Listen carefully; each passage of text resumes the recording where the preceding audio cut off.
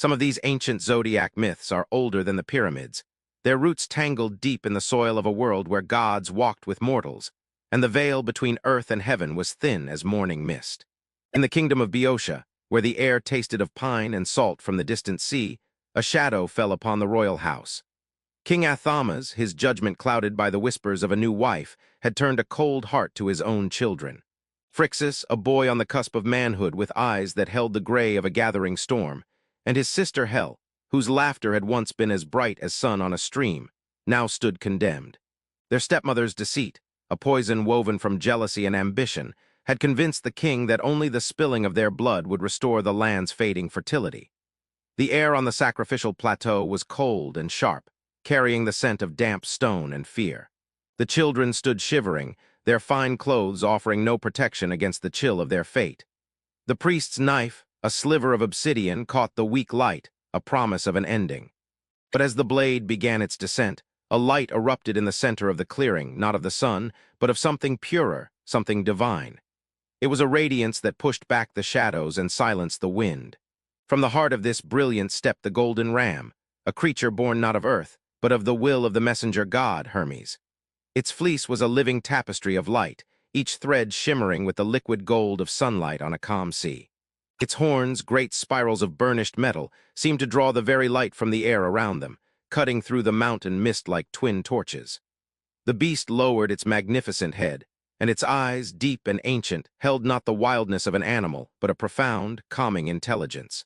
Trembling, Phrixus reached out a hand, his fear momentarily eclipsed by a staggering awe. His fingers sank into the fleece, and a warmth flooded through him, a power that was both terrifying and comforting. It was the heat of a forge, the pulse of a star, the undeniable force of divinity. He scrambled onto the ram's broad back, pulling his sister up behind him, her small hands clutching his tunic. The ram's muscles coiled beneath them, a spring of immense power waiting to be released. Then they were airborne. The ground fell away in a dizzying rush, the gasps of the priests and their father fading into the roar of the wind. They soared over the rugged spines of mountains, the ram's golden horns parting the clouds like a ship's prow through foam. Phrixus clung tightly, his face pressed against the radiant fleece, feeling the thrum of a celestial heart against his cheek. The world below became a tapestry of deep green forests and silver rivers, a sight that transformed their terror into breathless wonder. They were flying, not on the back of a mere beast, but on an answered prayer, a gift from the heavens, leaving a dying world behind for a destiny written in the stars. The golden ram flew on, its steady, powerful wingbeats a rhythm of salvation against the vast expanse of the sea. Below, the wine-dark waters of the strait churned, their surface a shifting mosaic of indigo and frothing white. For a time, the two children were suspended between heaven and ocean, the ram's radiant form a second sun gliding over the abyss. Phrixus held fast, his knuckles white, his spirit buoyed by the divine energy coursing through the creature he rode. But Hel, younger and wearier from their frantic escape, felt her strength waning. The constant, buffeting wind was a cold, invisible hand, plucking at her resolve, numbing her fingers where they clutched her brother's waist. The ram dipped slightly, adjusting its course against a sudden gust, and the motion was a final, cruel test. Hel's grip, already tenuous, slipped. A single, desperate cry was torn from her lips, a sound swallowed instantly by the gale. Phrixus felt her weight vanish from behind him, a terrible lightness that struck him with more force than any blow. He twisted, his own heart lurching into his throat, his eyes wide with horror. He saw her fall, a small, dark shape against the immense, indifferent blue. For a moment she seemed to hang in the air, her dress billowing like a wounded petal. Then the sea opened its maw. The waves did not so much crash as swallow, the dark water folding over her in a seamless, soundless embrace. There was no struggle, only a final, fleeting glimpse of pale fabric before the depths claimed her. The stretch of water where she vanished seemed to darken, the waves themselves seeming to mourn. And from that day forth, men would know it as the Hellespont, a name born of a sister's drowning and a brother's shattered heart. Alone, his soul a hollow echo of its former self, Phrixus buried his face in the ram's golden fleece. The divine warmth was now a bitter comfort. The ram flew on, its purpose undimmed, carrying its lone passenger towards a distant shore. Days and nights blurred into a journey of grief, until finally the ram began its descent towards a lush, foreign coastline. This was Colchis, a land of steep, green mountains and rivers that ran with gold, a place of new beginnings steeped in ancient magic. The ram landed softly on a grassy hill overlooking a city of strange, sharp-angled architecture. It knelt, its great head bowing, its mission complete. Phrixus slid from its back, his legs unsteady on solid ground. He looked into the ram's ancient, knowing eyes and understood what had to be done. This was no ordinary beast to be pastured and forgotten. It was a divine offering, a sacrifice that would sanctify his own survival. With a heavy heart but a clear purpose, he gathered stones and built a simple altar. The ram stood placidly, offering no resistance, as if it had always known this would be its final earthly act. The ritual was solemn and quiet, witnessed only by the sighing wind and the watching trees. As the offering was made, a profound silence fell over the hill. Then, from the still form upon the altar, a spirit of pure, golden light began to rise. It was the ram's true essence, unburdened from its mortal shell, ascending in a shimmering column towards the heavens, a final, radiant farewell. That night, as Phrixus lay exhausted beneath the Colchian stars, the king of the gods looked down from Olympus.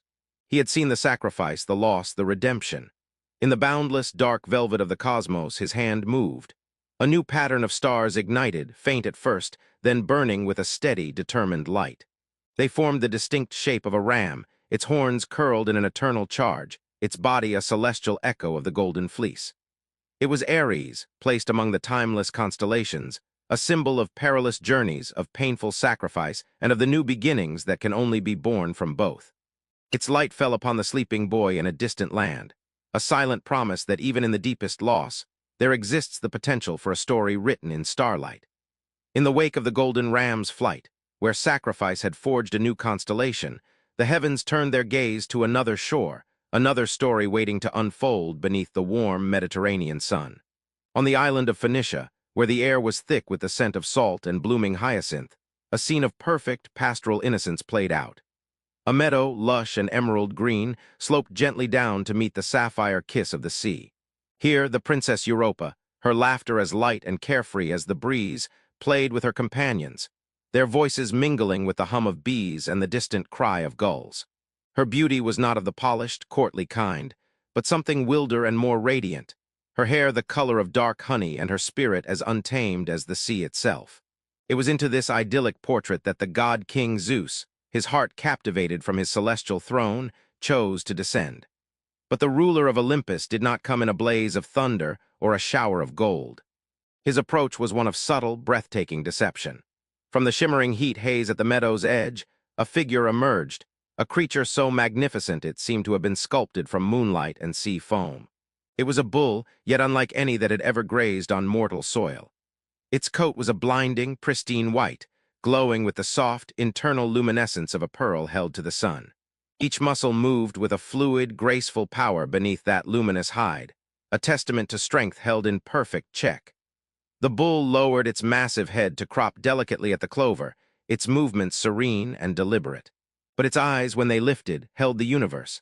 They were vast, dark pools of cosmic wisdom, swirling with the birth of stars and the slow, patient turn of galaxies. They were ancient eyes, eyes that had witnessed the forging of the world, and they now rested with gentle intensity upon the laughing princess. Europa's play slowed, then stilled. The chatter of her friends faded into a distant murmur as her entire world narrowed to the sublime creature at the meadow's edge.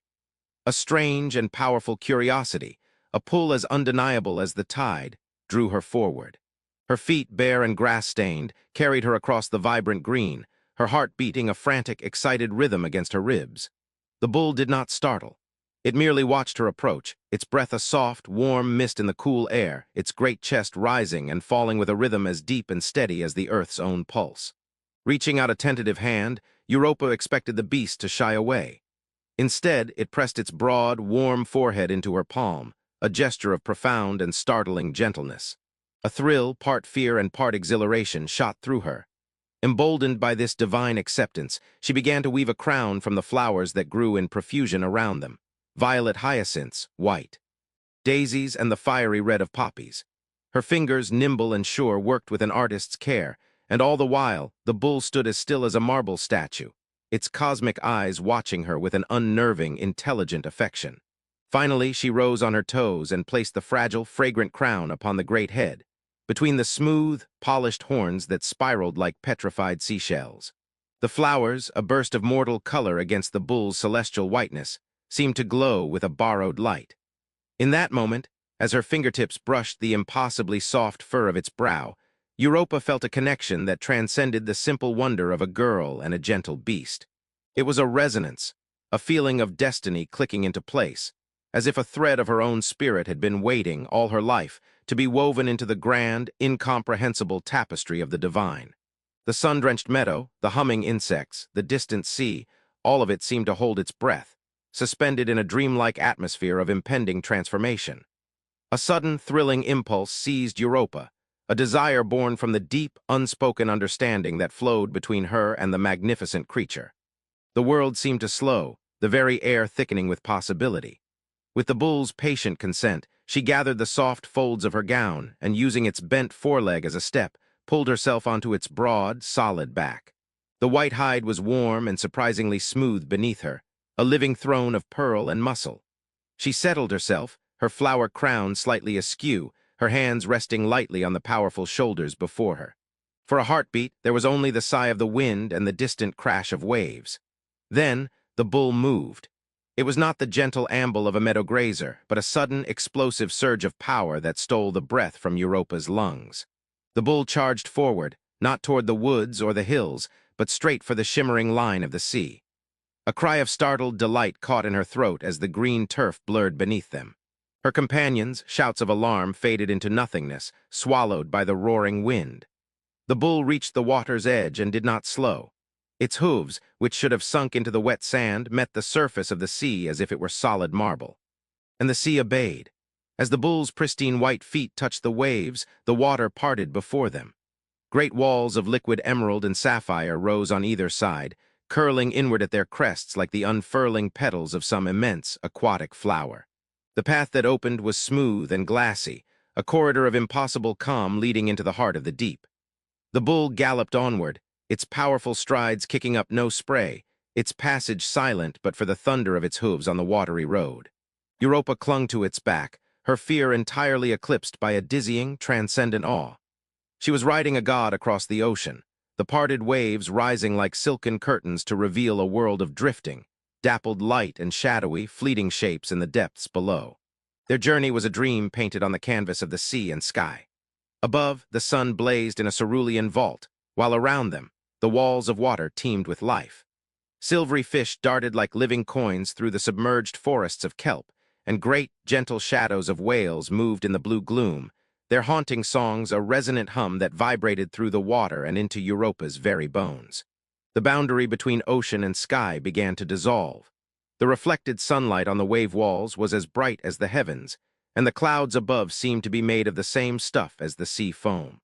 They traveled for what felt like an eternity and an instant, crossing the world not as mortals do, but as figures in a myth, insulated from time and tide by divine will. At last, a new coastline emerged from the haze, a rugged, beautiful land of high mountains and fragrant cedar forests. This was Crete. The bulls surged onto its sandy shore, the walls of water collapsing behind them with a great, sighing roar as the sea rushed to fill the void, returning to its eternal rest. It carried Europa inland, to a secluded grove where the air was sweet with the scent of wild herbs, and the only sound was the whisper of leaves. Here, at last, it knelt, allowing her to slide from its back onto the soft, sun-warmed grass. As her feet touched the earth, the transformation began. The magnificent white bull seemed to dissolve into a pillar of brilliant, golden light. The form shifted, stretched, and solidified into the figure of a man, yet one who radiated an authority that made the very air crackle. This was Zeus, king of the gods, in his true form. His presence filled the grove, his eyes holding the same cosmic depth she had seen in the bull, but now tempered with a regal, overwhelming power. Europa fell to her knees, not in fear, but in a profound, humbled recognition. The gentle beast was the master of the sky, and she, a mortal princess, had been chosen. In that sacred grove, her old life was shed like a forgotten shell. Zeus made her his queen, and she became the mother of kings, her name forever woven into the history of this powerful island. Her destiny, so violently and beautifully ripped from its familiar soil, had been replanted in a new land, where she would reign with a grace born of her incredible journey. And high above, in the velvet darkness, a new light was kindled. The form of the patient, powerful and beautiful white bull was traced in stars, its horns a gentle curve against the black, its body a cluster of soft, luminous points. It was Taurus, immortalized in the heavens, a permanent reminder of a god's desire and a maiden's fateful trust. The constellation hung as a symbol of immense strength wielded with gentle persuasion, of earthly beauty that masks divine purpose, and of the transformative power of a destiny that carries us, willingly or not, across impossible divides to our rightful place in the story of the world. In the wake of the white bull's celestial ascent, the tapestry of the heavens wove a new pattern, one not of solitary sacrifice or divine seduction, but of a bond so fierce it defied the very boundaries of mortality. Where the constellation of Taurus glowed with the memory of a single transformative journey, the stars now prepared to tell a story of two hearts that beat as one. On the sun-drenched shores of ancient Greece, where the sea whispered secrets to the land, the legend of the twins began, a tale of brotherhood forged in the heat of battle and the salt spray of adventure, a harmony of spirit that would echo through the ages. Castor and Pollux were two halves of a single soul, born of the same moment. There lives a mirror image of shared breaths and intertwined destinies. Castor, the mortal son of King Tyndareus, possessed a warrior's strength and a horseman's grace, his hands capable of taming the wildest stallion or stringing the stoutest bow. Pollux, the divine son of Zeus, carried the unearthly power of his father in his coiled muscles and the spark of immortality in his fearless eyes. Yet the distinction of their parentage meant nothing against the unity of their bond. They moved through the world as a single entity, their laughter a synchronized melody, their thoughts flowing between them like a shared current. Their greatest adventures were written on the shifting decks of the Argo, the most famed ship to ever cut through the wine-dark sea. Side by side, they stood at the prow, the wind whipping their dark hair, their faces turned toward the horizon and the promise of the Golden Fleece. Castor's keen eyes would scan for hidden reefs while Pollux's steady hands adjusted the sail, their movements a seamless, unspoken dance. When the rhythm of the oars needed to be set, it was Pollux whose powerful strokes drove the tempo, and Castor whose voice rose in the chant that kept the crew united. They were the heart and the sinew of the vessel, their presence a bulwark against despair during the long, starlit nights. And oh, those nights! When the sea was a sheet of black glass and the sky was a spill of diamonds, the twins would lie on the deck, shoulders pressed together, watching the constellations wheel overhead. They spoke in hushed tones of glory and home, of the quiet fields of Sparta they had left behind and the unimaginable wonders that lay ahead. Their shared dreams were as vivid as the bioluminescent creatures that trailed their ship, dreams of honor, of legacy, of a fame that would not fade. The sound of the waves against the hull was a constant percussion to their quiet confidences, a lullaby of motion and mystery. In those moments, under the infinite gaze of the cosmos, the bond between them felt as permanent and luminous as the stars themselves, a fraternity that not even the gods could sunder. The inseparable harmony of the twins was shattered on a dusty, sun-scorched plain far from the comforting rhythm of the sea. A dispute over stolen cattle, a trivial matter to gods but a point of honor to mortals, had escalated into a formal challenge. Their rivals, two brutish brothers known for their cruelty and strength, stood opposite them, their shadows long and menacing in the late afternoon light. The air crackled with tension, thick with the scent of dry earth and impending violence. Castor and Pollux moved as one, their practiced synchronicity a beautiful, deadly ballet against the clumsy ferocity of their opponents. Swords clashed, sending sparks dancing in the hazy air, and the grunts of effort were the only sounds in the suffocating silence that had fallen over the battlefield. It was a feint, a deceptive move by one rival that drew Pollux's guard a fraction too high. In that fleeting, fatal opening, the other brother lunged, his spear aimed not at the divine son of Zeus, but at his mortal twin. The world seemed to slow to a crawl. Pollux saw the treachery unfold, his own cry of warning a ragged tear in the air, but he was a heartbeat too late. The spearhead, cold and sharp, found its mark, slipping between the bronze plates of Castor's armor with a sickening, wet thud. It was a sound that would haunt Pollux for all his days, the sound of his own world ending. Castor staggered, his eyes wide with shock rather than pain, his sword falling from nerveless fingers to clatter on the hard ground. He looked at his brother, a question in his gaze, before his legs buckled. The rivals, their cowardly victory secured, fled into the gathering gloom, but Pollux did not give chase. His entire being was focused on the figure collapsing into the dust. He crashed to his knees, catching Castor in his arms, cradling his twin's head against his chest. The vibrant strength that had always flowed between them was now a terrifying stillness. The sun began its final descent, bleeding a violent, heartbroken crimson across the horizon. The sky was a canvas of fire and grief, the clouds stained the color of fresh wounds. Pollux rocked his brother gently, his own powerful frame trembling with a helpless, seismic agony. He pressed his forehead against Castor's, his tears cutting clean paths through the grime on his cheeks, falling onto his twin's pallid face. He whispered promises, pleas, and memories into the silent air. But the light was fading from Castor's eyes. The shared dreams of their starlit voyages on the Argo extinguished forever on this forgotten patch of Earth. The bond that had defied every challenge was being severed by the one enemy they could not fight together: mortality. It was in this depth of absolute, soul-rending despair that the air began to hum with a pressure that was not of the earth. A light not of the dying sun, but of pure, unadulterated power, enveloped them. Zeus, the father of Pollux, looked down upon the scene, his divine heart moved by the spectacle of such profound, mortal grief. His voice did not echo across the plain, but resonated directly within Pollux's shattered spirit, an offer as terrible as it was magnificent. The king of the gods presented his son with a choice, a dichotomy that tore at the very core of his being. Pollux could claim his divine birthright, ascending to Olympus to live an eternity of bliss and immortality among the gods. It was the destiny he was born for, a life without end, without pain. But it was a life he would have to live alone, an endless, hollow existence with Castor's memory as his only companion. The alternative was a sharing of fates, a compromise of cosmic proportions. He could choose to split his own immortality, spending one day in the golden halls of heaven and the next in the shadowy silence of the underworld with his brother's shade, forever oscillating between radiant life and mournful death. The anguish that twisted Pollux's face was a war of cosmic scales.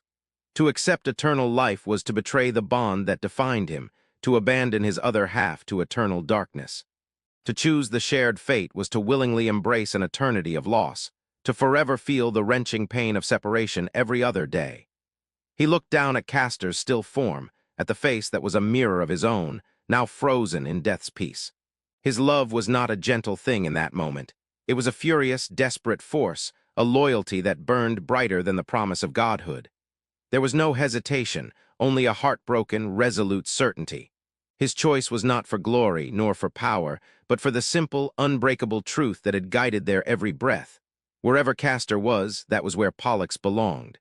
Even if it meant a half-life in the gloom of Hades, it was a half-life spent with his brother. From the raw, aching silence of Pollux's choice, a new kind of music began, a celestial harmony spun from sacrifice and love. Zeus, his own thunderous heart stirred by the depth of his son's devotion, would not let such a bond be confined to the shadows of the underworld or the fleeting glory of Olympus. His will, vast and creative, reached into the fabric of the night itself. High above the blood-stained plain where one twin had fallen and the other had chosen to fall with him, the dark velvet of the cosmos began to shimmer. A soft, silver light bloomed in the emptiness, a single point of radiance that pulsed like a heartbeat. Then another ignited nearby, and another, until a cascade of starlight was weaving through the darkness, drawn by an invisible divine hand. The stars did not simply appear, they danced. They swirled and coalesced, streams of liquid silver and gold flowing into two distinct, luminous forms. They were the forms of young men, their outlines traced in pure, steady light, their shoulders pressed together in an eternal embrace. One star burned with a fierce, unwavering white fire, a reflection of Pollux's divine spirit and his unwavering resolve. The other glowed with a softer, warmer golden hue, the essence of Castor's mortal soul, now elevated and preserved. The constellations solidified, the twins forever frozen side by side, their celestial bodies mirroring the unity they had known in life.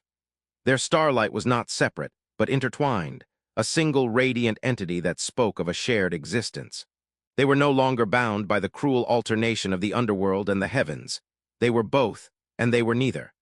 They were Gemini, the twins, a permanent fixture in the sky's great narrative, their light a silent testament to a loyalty that had conquered death itself.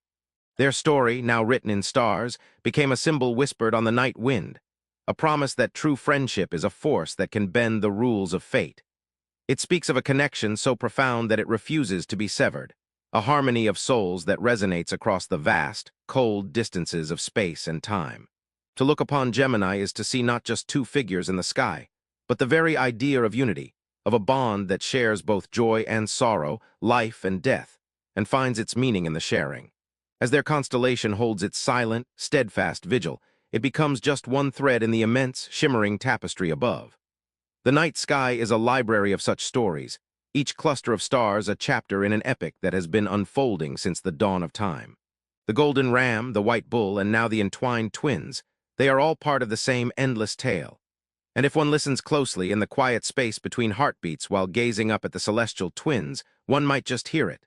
The soft, eternal whisper of the cosmos, hinting at countless other legends waiting in the darkness, each a story of love, loss, and wonder, forever waiting to be dreamed. Where the bond of the twins glowed as a testament to unity in the heavens, the stars now prepared to etch a tale of a far more solitary and desperate kind of loyalty, one born not of love, but of divine spite, and played out in the treacherous, suffocating dark of a swamp. While Gemini shone with the clarity of shared purpose, the next constellation would be forged in the murky, chaotic struggle of Hercules. Second labor, a trial set by a goddess whose jealousy was as boundless as her power. High on her golden throne in the perfumed halls of Olympus, Hera, queen of the gods, seethed. Her divine blood ran cold with a venomous hatred for the son of her husband Zeus, the hero Hercules. Every one of his triumphs was a fresh insult, a public affirmation of his father's infidelity. His first labor, the slaying of the Nemean lion, had only fueled her rage. Now, as he faced the many-headed horror of the Lernaean Hydra in its swampy lair, she resolved that he would not succeed again. Her gaze, sharp enough to pierce the veils between worlds, fell upon the fetid waters of Lerna, and a cruel, calculated idea took root in her mind. If the Hydra's regenerating heads were not enough to end the hero, then he would be attacked from another quarter, by a creature of pure, mindless obedience. Her will, a force that could command tides and silence storms, plunged deep into the primordial ooze of the swamp, into the lightless, crushing depths where ancient things slumbered in the silt. She did not create but summoned, her divine intent a hook that snagged the consciousness of a creature that had never known the sun. From the abyssal mud, where the water was thick with decay and the pressure could crush stone, she called it forth. It was not born of this conflict, but dredged from a time before heroes, a relic of a more brutal world. The surface of the swamp, already choked with gnarled cypress roots and floating mats of algae, began to boil. Bubbles of foul-smelling gas erupted, releasing the stench of rot and primordial salt. The murky water, stained the color of old tea and thick with suspended silt, bulged upwards as something immense began to rise. A shape broke the surface, a dome of living rock, dark and mottled with patches of moss and clinging leeches. It was the crab's shell, an armor plate of chitin forged in the deep, glinting with a dull, wet sheen in the sickly green light that filtered through the swamp canopy. Water streamed from its colossal form in muddy rivulets, and the sheer, brutish size of it was a shock, a piece of the deep sea misplaced in the freshwater mire. Its legs, thick as tree trunks and covered in savage spines, found purchase on the soft, yielding bottom, lifting its body fully into view. But it was the claws that commanded attention, that made the very air seem to tremble. They were monstrous, asymmetrical pincers, each larger than a warrior's shield, their edges serrated like a saw and tipped with points that could punch through bronze. They lifted from the water, dripping, and with a sound that cut through the Hydra's hisses and Hercules' grunts of effort, they snapped shut. The crack was explosive, a thunderclap of chitin on chitin, a sound of immense, mindless power. The giant crab stood revealed, a silent, armored sentinel summoned from the abyss, its simple, directed purpose adding a new, treacherous dimension to the hero's already desperate battle. The air in the Lernaean swamp was a thick, suffocating soup of poison and panic. Hercules, his muscles corded and slick with sweat and Hydra blood, fought with the grim determination of a man battling not just a monster, but an impossible curse. For every serpentine head he severed with his golden sword, two more sprouted from the bleeding stump, a nightmare of regeneration that threatened to overwhelm him through sheer, horrifying multiplication.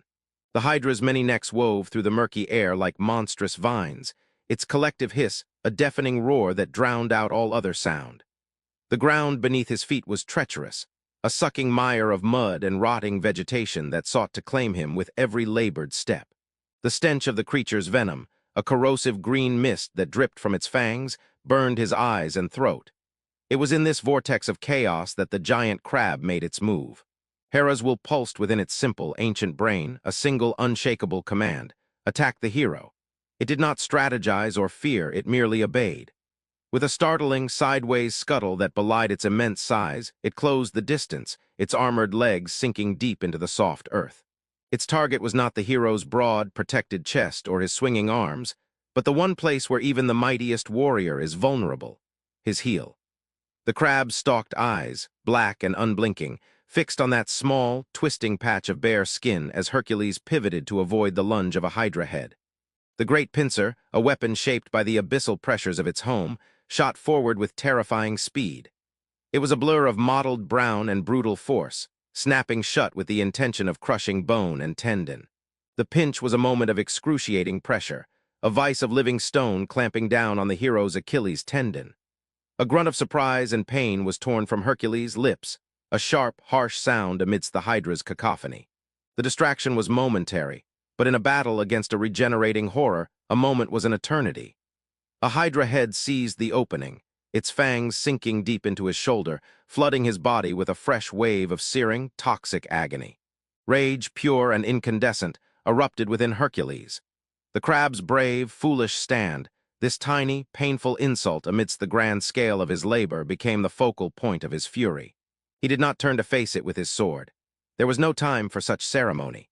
In one fluid, explosive motion, born of divine strength and mortal desperation, he brought his massive, rock-hewn foot down upon the creature's domed shell. The impact was not merely a blow, it was a cataclysm. The sound that erupted was not of breaking pottery, but of a mountain splitting asunder, a deep, resonant crack of thunder that echoed across the swamp, momentarily silencing even the hydra. The crab's formidable armor, which had withstood the crushing depths of the sea, shattered into 1,000 fragments under the weight of a hero's wrath. The life within it was extinguished in an instant, its simple, loyal purpose ending in a spray of chitin and internal fluid. High on Olympus, Hera watched, her face a mask of cold fury. She had expected the crab to fail, but she had not anticipated the strange, sharp pang that lanced through her divine heart as it was destroyed. It had not been a creature of cunning or ambition. It had not sought glory or treasure. It had been summoned from its dark home and given a command, and with a courage that was both blind and absolute, it had obeyed, facing a demigod for no reason other than her will. In its brief, brutal stand, she saw not failure but a purity of purpose that her own complicated schemes lacked. Its loyalty, however misplaced, was undeniable. A strange, uncharacteristic softness tempered her wrath.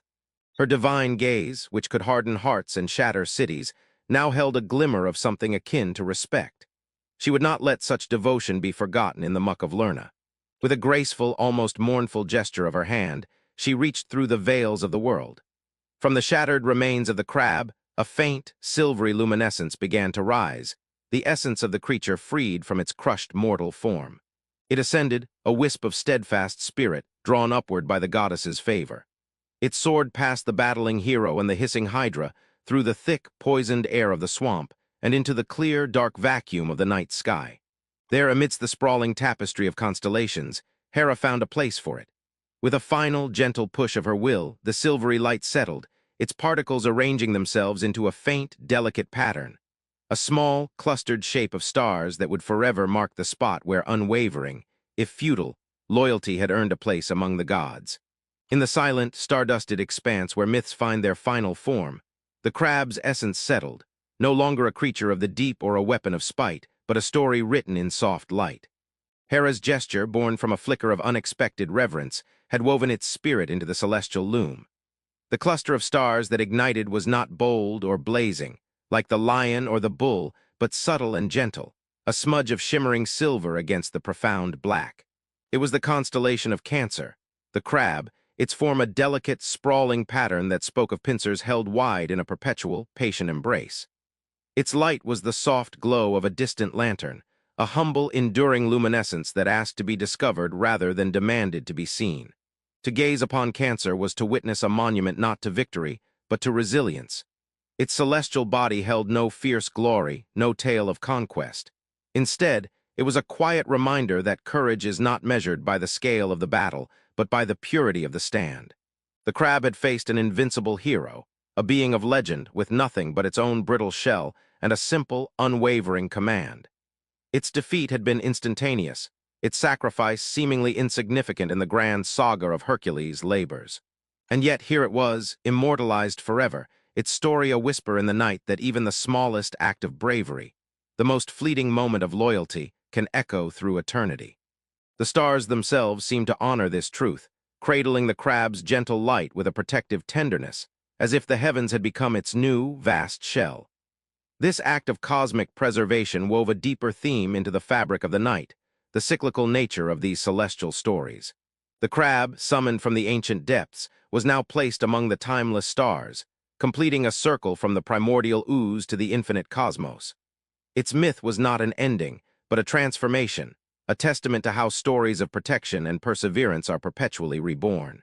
Just as the moon pulls the tides from the same oceans the crab once called home, the constellation now pulls at the imaginations of those who look up, its gentle glow a promise that no act of courage, however small or seemingly futile, is ever truly lost.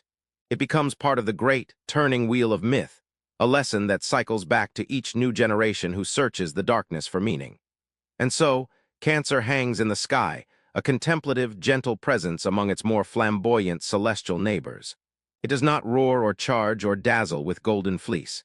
It simply is, a soft, clustered light that speaks of armored hearts, of pinches felt in the heel of giants, and of the quiet, enduring truth that loyalty in its purest form is a force that even the gods must honor.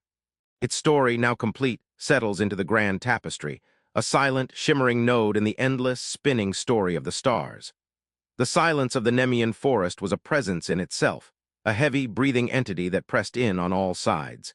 It was a silence born not of peace, but of primal fear, a stillness so profound it seemed to swallow sound before it could be born. High above, the canopy of ancient oaks and pines wove a roof so thick it turned the midday sun into a perpetual, green-tinged twilight. The air was cool and carried the rich, clean scent of damp earth, decaying leaves, and the sharp, resinous perfume of pine. Every footfall, no matter how carefully placed, was an act of violence against that silence, the crackle of a twig or the rustle of fallen leaves echoing like a gunshot in the oppressive hush. This was a kingdom where one creature was king, and all other life paid a terrified, silent tribute. Through this shadowy realm moved Hercules, his massive frame a study in controlled power and grim resolve. His labors, set by a jealous king to break his spirit, had only forged it into something harder, more determined. The memory of the Lernaean swamp, with its regenerating horror and the surprising pinch of a giant crab, was a fresh scar on his mind. Now he hunted a different kind of beast, one whose very name was whispered with dread. The Nemean lion was no ordinary predator. It was a creature of mythic proportions, its origins lost in rumor. Some said it was the offspring of a moon goddess, fallen to earth, while others claimed it was a punishment sent by Hera herself. Its golden pelt was said to be impervious to any mortal weapon, a living armor that turned aside the sharpest spear and the strongest arrow. Hercules moved with the patience of a glacier, his senses stretched to their limits. His eyes, accustomed to the gloom, scanned the tangled undergrowth for any sign. A disturbed patch of moss, a scratch on a tree trunk, the faintest impression in the soft soil. His ears strained to filter the normal sounds of the forest, the scuttle of a beetle, the drip of moisture from a leaf, from the one sound that would signal his quarry. He carried his great bow, the wood smooth and familiar in his grip, but he knew its arrows might be useless. This hunt would likely come down to the raw, brutal strength in his hands and the unwavering courage in his heart. Then it came. It began not as a sound, but as a vibration, a deep, subsonic hum that traveled up through the soles of his feet and into his bones. The very earth seemed to tremble. A moment later, the air itself tore open. The lion's roar erupted from the heart of the forest, a sound of such sheer, annihilating power that it shook the trunks of the ancient trees and sent a shower of dead leaves and pine needles drifting down from the canopy. It was not merely a cry of hunger or territorial claim. It was a declaration of absolute sovereignty, a blast of pure, elemental fury that stripped away the last vestiges of the forest's false peace. The sound rolled through the glades, a physical force that pressed against Hercules' chest and rattled his teeth. Following the fading echo of that roar, a new scent reached him, cutting through the clean aroma of pine and earth. It was the hot, musky, unmistakable odor of a great cat, a smell of power and wildness that set every primal instinct in his body alight. He moved forward, his steps now silent, his breath held in his lungs.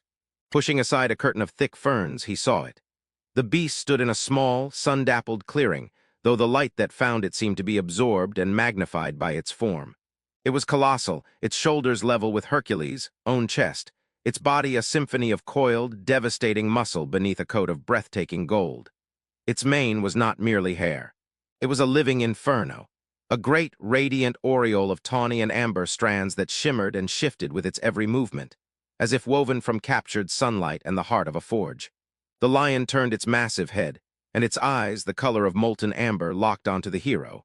There was no fear in that gaze, only a cold, ancient, and predatory intelligence, an acknowledgement of a challenge to its throne. The hunt was over. The battle was about to begin. The moment of recognition between hunter and hunted stretched, thick and electric in the twilight clearing. The Nemean lion did not snarl or crouch. It simply regarded Hercules with a regal, contemptuous stillness, its golden flanks rising and falling in a slow, powerful rhythm. It was the confidence of absolute power, the certainty of an unbreakable hide. Hercules, his own heart a drumbeat against his ribs, did not wait for the beast to charge. He moved with the fluid speed that belied his size, knocking an arrow to his great bow. The string thrummed, a sharp musical note in the oppressive silence, and the arrow flew, its bronze tip a gleaming dart aimed for the lion's heart. It struck the golden pelt with a sound that was not a thud of penetration, but a dull, ringing clang, like a hammer striking an anvil. The arrow, instead of biting deep, simply shattered, its splintered pieces spinning away into the ferns. A second arrow followed, and a third, each meeting the same futile end, bouncing off the impervious hide as if it were forged celestial bronze itself. The lion barely flinched, a low, rumbling growl vibrating in its chest, a sound that promised a swift and brutal end to this pointless annoyance. Its amber eyes narrowed, and the great muscles in its haunches bunched, coiling like springs. The beast launched itself across the clearing, a blur of tawny gold and raw power. Hercules had just enough time to drop his now useless bow and brace himself. The impact was staggering, a force like a landslide hitting him square in the chest. He was driven backward, his heels plowing twin furrows in the soft earth, the air driven from his lungs in a pained grunt. The lion's claws, like curved daggers of black iron, scrabbled against the tough lion-skin cloak he wore from his first labor, seeking purchase. Its hot, foul breath washed over his face, and its immense jaws, capable of crushing a bull's skull, snapped inches from his throat. This was no longer a hunt. It was a primal wrestling match, a test of strength stripped of all artifice and weaponry. Hercules's hands, each large enough to palm a man's head, found their way to the lion's massive neck. His fingers dug into the dense, springy fur of the mane, seeking the solid muscle beneath. The strain was immediate and immense, a fire that erupted in every fiber of his being. The cords in his neck stood out like ropes, and the sinews in his arms and shoulders bulged, etched sharply against his skin in the faint, dappled moonlight filtering through the canopy. He was holding back a hurricane, containing a force of nature with nothing but his own divine-born might. They spun and crashed through the clearing, a maelstrom of muscle and fury. Trees shuddered as they were slammed into, and the forest floor was churned into a muddy ruin. The lion thrashed and roared, its enraged bellows shaking the very leaves from the branches overhead. Hercules held on, his grip an unbreakable vice. His world narrowed to the heat of the beast's body, the strain in his back, and the roaring in his ears. He leveraged his weight, using the lion's own momentum, twisting and heaving with a surge of power that came from the very core of his spirit. With a final, gargantuan effort, he shifted his grip, wrapped his arms completely around the lion's torso, and squeezed. A different sound emerged from the beast now, not a roar of rage, but a choked, guttural gasp as the air was crushed from its lungs. The immense struggle began to ebb, the powerful thrashing subsiding into weaker, spasmodic jerks. Hercules did not relent. He held the pressure, his own breath coming in ragged, burning gasps, until the last vestige of fight left the mighty creature. The great body went limp in his arms, the magnificent head lolling, the fire in its amber eyes extinguished forever.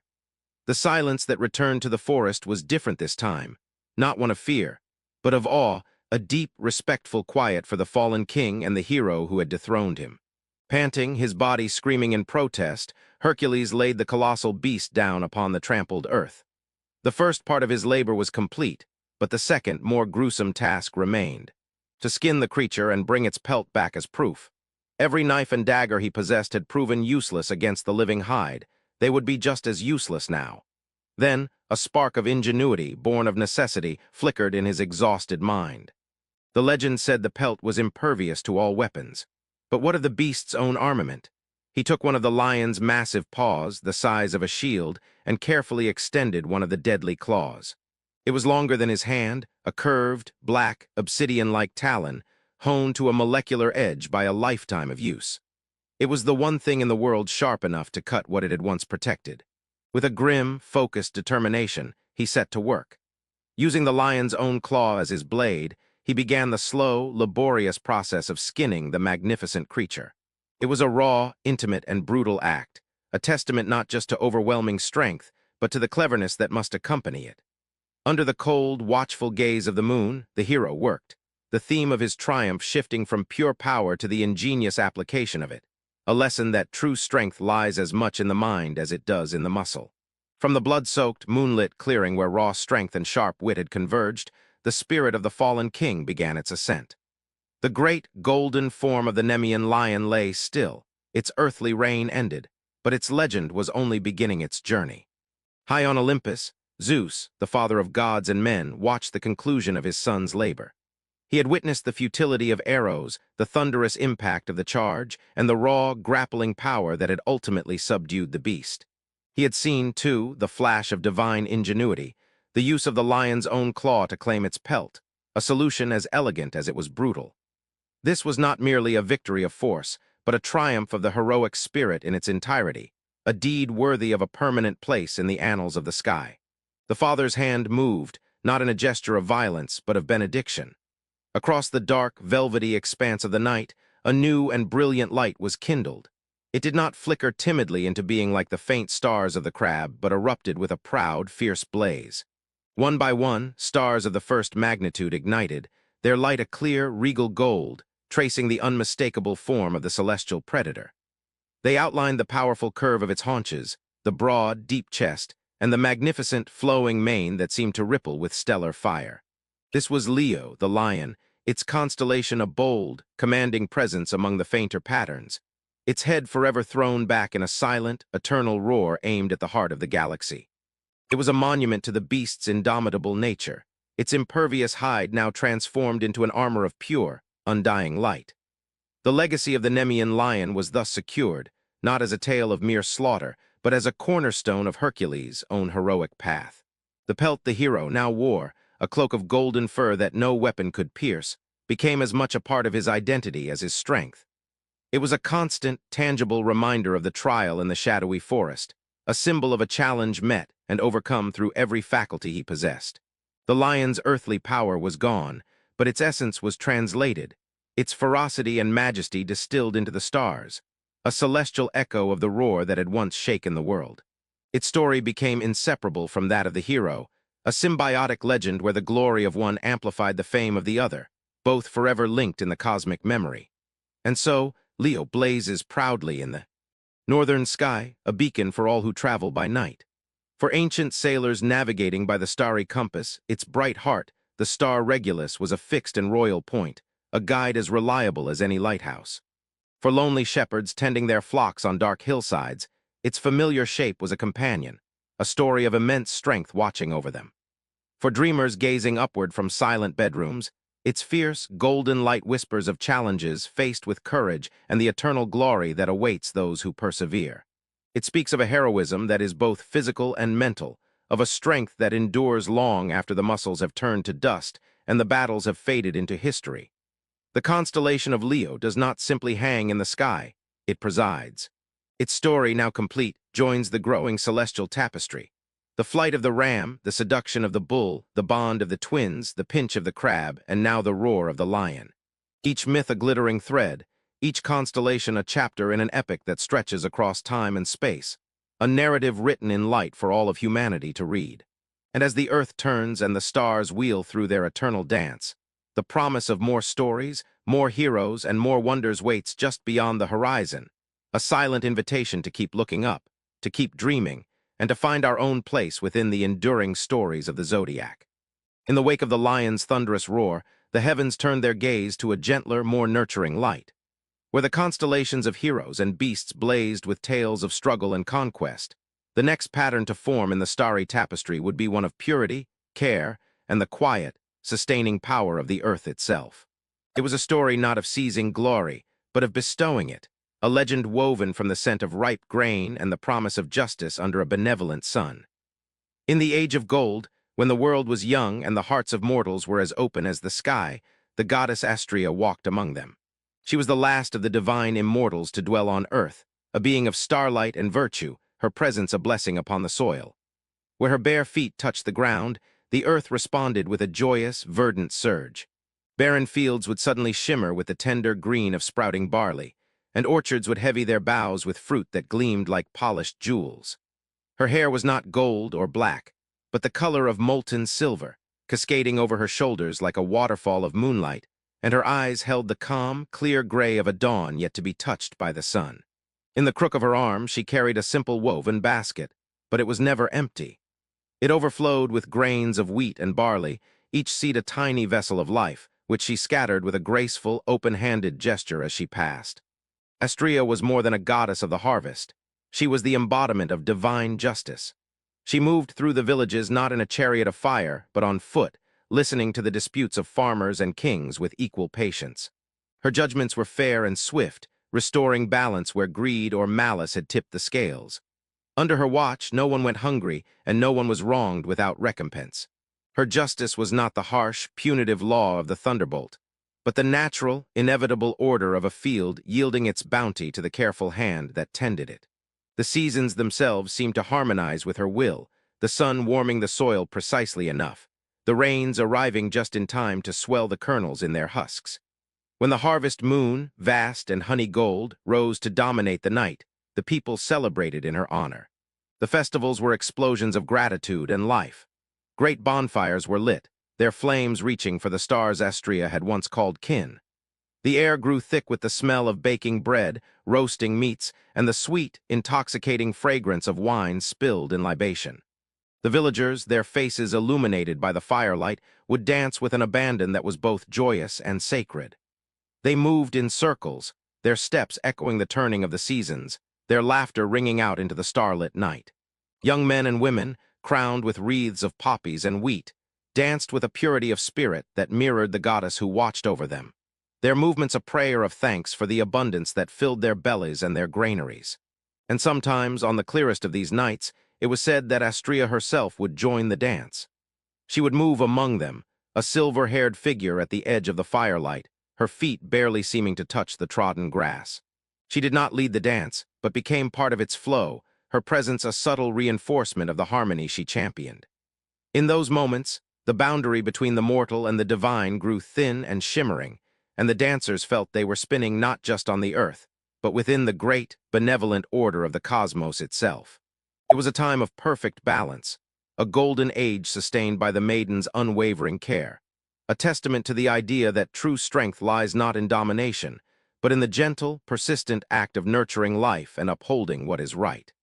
The world, under Astrea's watchful silver gaze, was a garden in full, glorious bloom.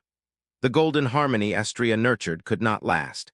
A slow, insidious blight began to spread through the hearts of humanity, a corruption far more devastating than any drought or pestilence. The careful balance she upheld started to tremble, then to fracture. The same hands that had once lifted in grateful prayer now clenched into fists in disputes over land and wealth. The scales of justice, which she had held so steady, grew heavy with the weight of lies and deceit. The songs of the harvest festival were gradually drowned out by the sounds of argument and the clashing of swords. The age of gold was tarnishing, sliding inexorably toward an age of iron, where greed eclipsed gratitude and power trampled virtue. Astrea felt this shift not as an abstract concept, but as a physical ache in her divine being. Walking through the fields she had once blessed, she now saw fences erected where none had been needed, marking possessions instead of shared bounty. The villagers who had once welcomed her with open faces now looked at her with suspicion, or worse, avarice, seeing a goddess not as a benefactor, but as a potential tool for their own ambitions. The air, once sweet with the scent of ripe grain and honest labor, now carried the acrid tang of smoke from burning homesteads and the metallic scent of fear. Her silver hair seemed to lose some of its luster, and her clear gray eyes clouded with a sorrow as deep as the ocean. Her grief began to manifest in the world around her. Where she walked, the vibrant green of the crops seemed to dim slightly, as if sharing her mourning. And when the sorrow grew too vast to be contained, it fell from her eyes not as human tears, but as the morning dew. Each dawn, the countless droplets that jeweled the grass, clung to spider webs, and beaded on the fading petals of flowers were the physical evidence of her heartbreak. They were tears of pure, distilled loss, a divine lament for the innocence that was slipping away. The world drank her sadness with the sunrise, a daily, silent baptism of grief for a paradise being lost. The final breaking point came when she intervened in a bitter quarrel between two brothers over their father's inheritance. She presented a judgment that was fair and wise, meant to heal the rift and restore their fraternal bond. Instead of acceptance, she was met with venomous accusations of favoritism and sneering contempt for her antiquated virtue. They turned their backs on her, their hearts hardened beyond her reach. In that moment, Astrea knew. Her presence was no longer a balm, but a mirror reflecting a ugliness humanity was no longer willing to see. She could not force them to be just. She could only mourn their choice not to be. With a resolve as heavy as stone, she made her decision. She would leave the world to its own devices. One evening, as the sun began to set in a sky streaked with the colors of a dying fire, she stood in the very field where she had first taught mortals to sow. She did not summon a chariot or a magical beast. Her ascent was a slow, sorrowful drift, a gradual relinquishing of her connection to the earth. She began to rise, her feet lifting from the soil that had grown cold under the shadow of human spite. As she ascended, the light around her seemed to fade, leaching from the world like color from a withering leaf. The crops in the field below, which had leaned toward her for sustenance, began to sag. The rich gold of the wheat stalks blanched to a sickly pale yellow, and the plump kernels shriveled in their husks. The vibrant green vines of the grape arbors browned at the edges, their fruit drying into bitter raisins before their time. It was not a sudden blight, but a slow, mournful withering, as if the very life force of the land was retreating along with the goddess who had been its heart. The world grew dimmer, quieter, as Astrea's luminous form became a distant, silver star, then a speck, and then a memory imprinted on the darkening sky. Her departure was not an act of anger, but of profound, heartbreaking loss, a final tear shed for a world that had chosen shadow over her light. Yet in the very act of leaving, a fragile thread of hope remained, the memory of her justice and the abundance she represented, a whispered promise that such things had once been and might one day be again. As Astrea's sorrowful ascent carried her beyond the reach of mortal strife, the air around her began to change. The acrid smoke and bitter whispers of the world below faded, replaced by a profound, crystalline silence. The dimming light of the corrupted earth gave way to a different kind of illumination, the cool, clean radiance of the star-strewn void. Her sorrow did not vanish, but it transformed, distilled by the vastness of the cosmos into a quiet, resolute purpose. The silver of her hair and the gray of her eyes began to bleed into the darkness around her, her divine essence merging with the fabric of the night. And in her hands, the simple woven basket she had carried for so long began to glow, its humble grains of wheat and barley shimmering with an internal fire, fusing together into a single, luminous sheaf of pure, golden light. The heavens themselves seemed to lean in, the great, invisible hand of cosmic order guiding her final transformation. The stars, those distant suns and ancient myths, stirred in their places. A cluster of them, faint but steady, drifted from their celestial moorings, drawn to the ascending goddess like iron to a lodestone. They swirled around her in a gentle, cosmic dance, their light weaving into the outline of her form. They traced the flowing lines of her simple gown, the cascade of her starlit hair, and the gentle curve of her arm cradling the brilliant sheaf of wheat. Where the goddess Astrea had been, there now hung a new constellation, a pattern of soft, silvery light against the infinite black. This was Virgo, the maiden, her celestial form a permanent reminder of the virtue and abundance she had embodied. The sheaf of wheat in her arms, the star Spica, burned with a particularly warm, golden promise, a beacon of renewal shining eternally into the darkness. Virgo's gentle light did not blaze with the fierce pride of Leo or the seductive allure of Taurus. It was a subtler luminescence, the kind that comforts rather than commands. It spoke to the deepest rhythms of the earth and soul, the eternal cycles of virtue and decay, of planting and harvest, of innocence lost and the hope for its return. Her presence in the sky was a celestial affirmation that even in an age of iron, the memory of gold persists. That for every season of corruption, there is the potential for a season of renewal, for every field laid fallow by greed, the promise of a future sowing. Her light fell upon the sleeping world like a silent blessing, a reminder that justice and care are not lost causes, but seeds lying dormant in the human heart, waiting for the right conditions to sprout once more. And so, the spirit of the last goddess to walk among mortals did not abandon them entirely. In her translation to the stars, she became a different kind of guardian. No longer walking the furrowed fields, she now watched over the dreamers. Her soft, silvery light is a caress on the brows of those who sleep, nurturing visions of a fairer world, of shared bounty, and of harmony restored. She watches over the scholars who seek truth, the farmers who trust the soil, and all who strive to tip the scales back toward justice.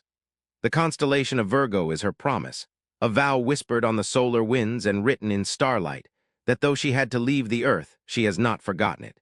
Her spirit remains, a vigilant, gentle sentinel in the vast, turning clockwork of the night, ensuring that the dream of the harvest, in all its forms, never truly dies. In the silent, star-dusted wake of the maiden's ascent, where the memory of a lost golden age still hung like a fragrance in the cosmic air, the heavens prepared to etch the instrument of that age's ideal. Virgo's gentle light, a promise of renewal, was now joined by the tool through which renewal could be measured and achieved. For the goddess Astrea had not left the world empty-handed. She carried with her into the firmament the very symbol of the order she had championed. A balance, so perfect its every movement could decide the fate of souls and the harmony of the cosmos itself. Under a perpetual twilight sky, a realm where the last embers of day bled eternally into the first diamonds of night, Astrea took her place. The air here was still and clear, charged with a solemn gravity, as if the universe itself was holding its breath. And in her hands she held the scales. They were not forged of iron or bronze, but of something purer, a living, breathing gold that seemed spun from captured sunlight and the concentrated essence of truth. The central pillar was a slender, unwavering line of justice, and from it extended the crossbeam, perfectly balanced, from which hung two pans of such flawless symmetry they seemed to be two halves of a single thought. This was no mere tool for weighing grain or gold. These were the scales of cosmic judgment, and their purpose was the most profound in all of creation. Into one pan, Astrea would place the accumulated essence of a soul, its acts of kindness, its moments of courage, its whispered truths and selfless sacrifices. These were not heavy, burdensome things, but weights of light, each good deed a shimmering, star-like point of luminescence. Into the opposing pan she would lay the counterweights, the shadows of cruelty, the leaden mass of deceit, the cold, dark stones of selfishness and malice. The scales were exquisitely sensitive, responding to the most subtle of moral imbalances. A single unkind word could register as a faint tremor, while a lifetime of virtue could make the pan of light dip with a profound, graceful certainty, its glow illuminating Astrea's serene, focused face. The winds that stirred in this twilight realm were not random currents of air. They were the whispers of truth itself, gentle, insistent zephyrs that flowed around the golden scales. They would stir the weights, ensuring no speck of virtue went unaccounted for, no shadow of sin could hide.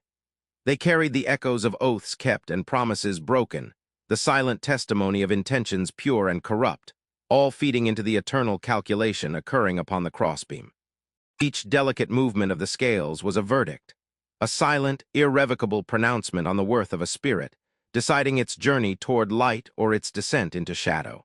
It was a continuous, flowing dance of equilibrium, a visual symphony of fairness where every action, every choice, every whispered thought found its precise and perfect weight in the grand equation of existence. Astrea's work was a meditation on absolute order. Her silver hair seemed to absorb the soft light of the star-weights, and her gray eyes reflected the gentle, continuous sway of the pans. There was no room for passion or prejudice here, only the clean, cold, beautiful mathematics of justice. The scales were the heart of the cosmos, their rhythm the pulse of reality, and in their perfect, unwavering balance, the universe found its meaning. It was a poetic, profound machinery where the winds were the auditors, the stars were the measures, and the golden scales were the silent, infallible arbiter of all that was, is, and ever could be. The perfect, crystalline order of Astria's twilight realm could not remain insulated from the rising tide of chaos below. The discord that had driven her from the earth began to seep upward, a psychic poison fouling the pristine air of her celestial court. The whispers of truth that once swirled around the golden scales grew strained, their gentle insistence now carrying the faint, jarring echoes of mortal screams, the clatter of swords, and the honeyed lies of tyrants. The scales of justice, which had hung in serene equilibrium for eons, began to tremble. It started as a faint, almost imperceptible shudder in the central pillar, a vibration of unease that traveled up through Astria's hands and into her very spirit. The pans, once steady as mountain lakes on a windless day, developed a minute, frantic quiver. The star-weights of virtue, which had always burned with a calm, steady light, now flickered erratically, their luminescence dimming as the deeds they represented were drowned out by a flood of avarice and spite. In the opposing pan, the leaden weights of sin multiplied with terrifying speed, new shadows of betrayal and violence coalescing out of the ether, each one a cold, dark stone that dragged the scale downward with a grim, inexorable pull. Astria's serene focus shattered. For the first time in her eternal existence, a fissure of doubt cracked open within her. Her silver brow furrowed as she watched the pan of shadow dip dangerously low, its descent a visual representation of the world's plummeting soul. Was her balance a futile concept? Was justice merely a beautiful, fragile dream in a universe increasingly comfortable with the brutal simplicity of power? The cosmic mathematics she had so revered now seemed like a child's game in the face of such overwhelming darkness. The resolve that had defined her began to waver, its solid core turning to shifting sand. Her hands, which had held the scales with such effortless grace, now gripped the central pillar with white-knuckled intensity, as if she could physically hold back the tide of corruption through sheer force of will. Pivotal moments of cosmic imbalance seared themselves into the twilight. A single, selfless act of a mother shielding her child from raiders would send a brilliant new starweight flashing into the pan of light, causing it to rise with a surge of hope. But then, the calculated genocide ordered by a conquering king would manifest as a dozen new boulders of shadow, crashing into the other pan with a force that made the entire golden structure groan, plunging the light back into despair. The scales became a battlefield, their every tremor a reflection of the war between good and evil raging on the world below. Light and shadow waged a desperate, flickering war across Astria's face, one moment illuminated by a flare of hope, the next plunged into the gloom of despair. Yet within the storm of her doubt, an ember of her ancient purpose refused to be extinguished. With a deep, shuddering breath that drew the very stillness of the cosmos into her lungs, she fought. Back, her resolve did not return as a calm certainty, but as a fierce, defiant flame. She would not let the scales be broken. She leaned her will against the imbalance, her divine essence pouring into the golden instrument, not to unfairly tip it, but to steady it, to give the forces of light a fighting chance. It was no longer the detached administration of justice, but a desperate, personal struggle to maintain equilibrium in a universe threatening to spin into chaos. The celestial drama was no longer a silent symphony, but a raw, emotional performance where the fate of cosmic order hung in the balance, and the heart of its guardian was the fulcrum upon which it all turned. From the crucible of that desperate, personal struggle, a new kind of equilibrium was born, not the effortless balance of a golden age, but a hard-won harmony forged in the fires of cosmic doubt. Astrea, her spirit tempered by the storm of shadow and light, understood that the scales could no longer be held in her hands alone.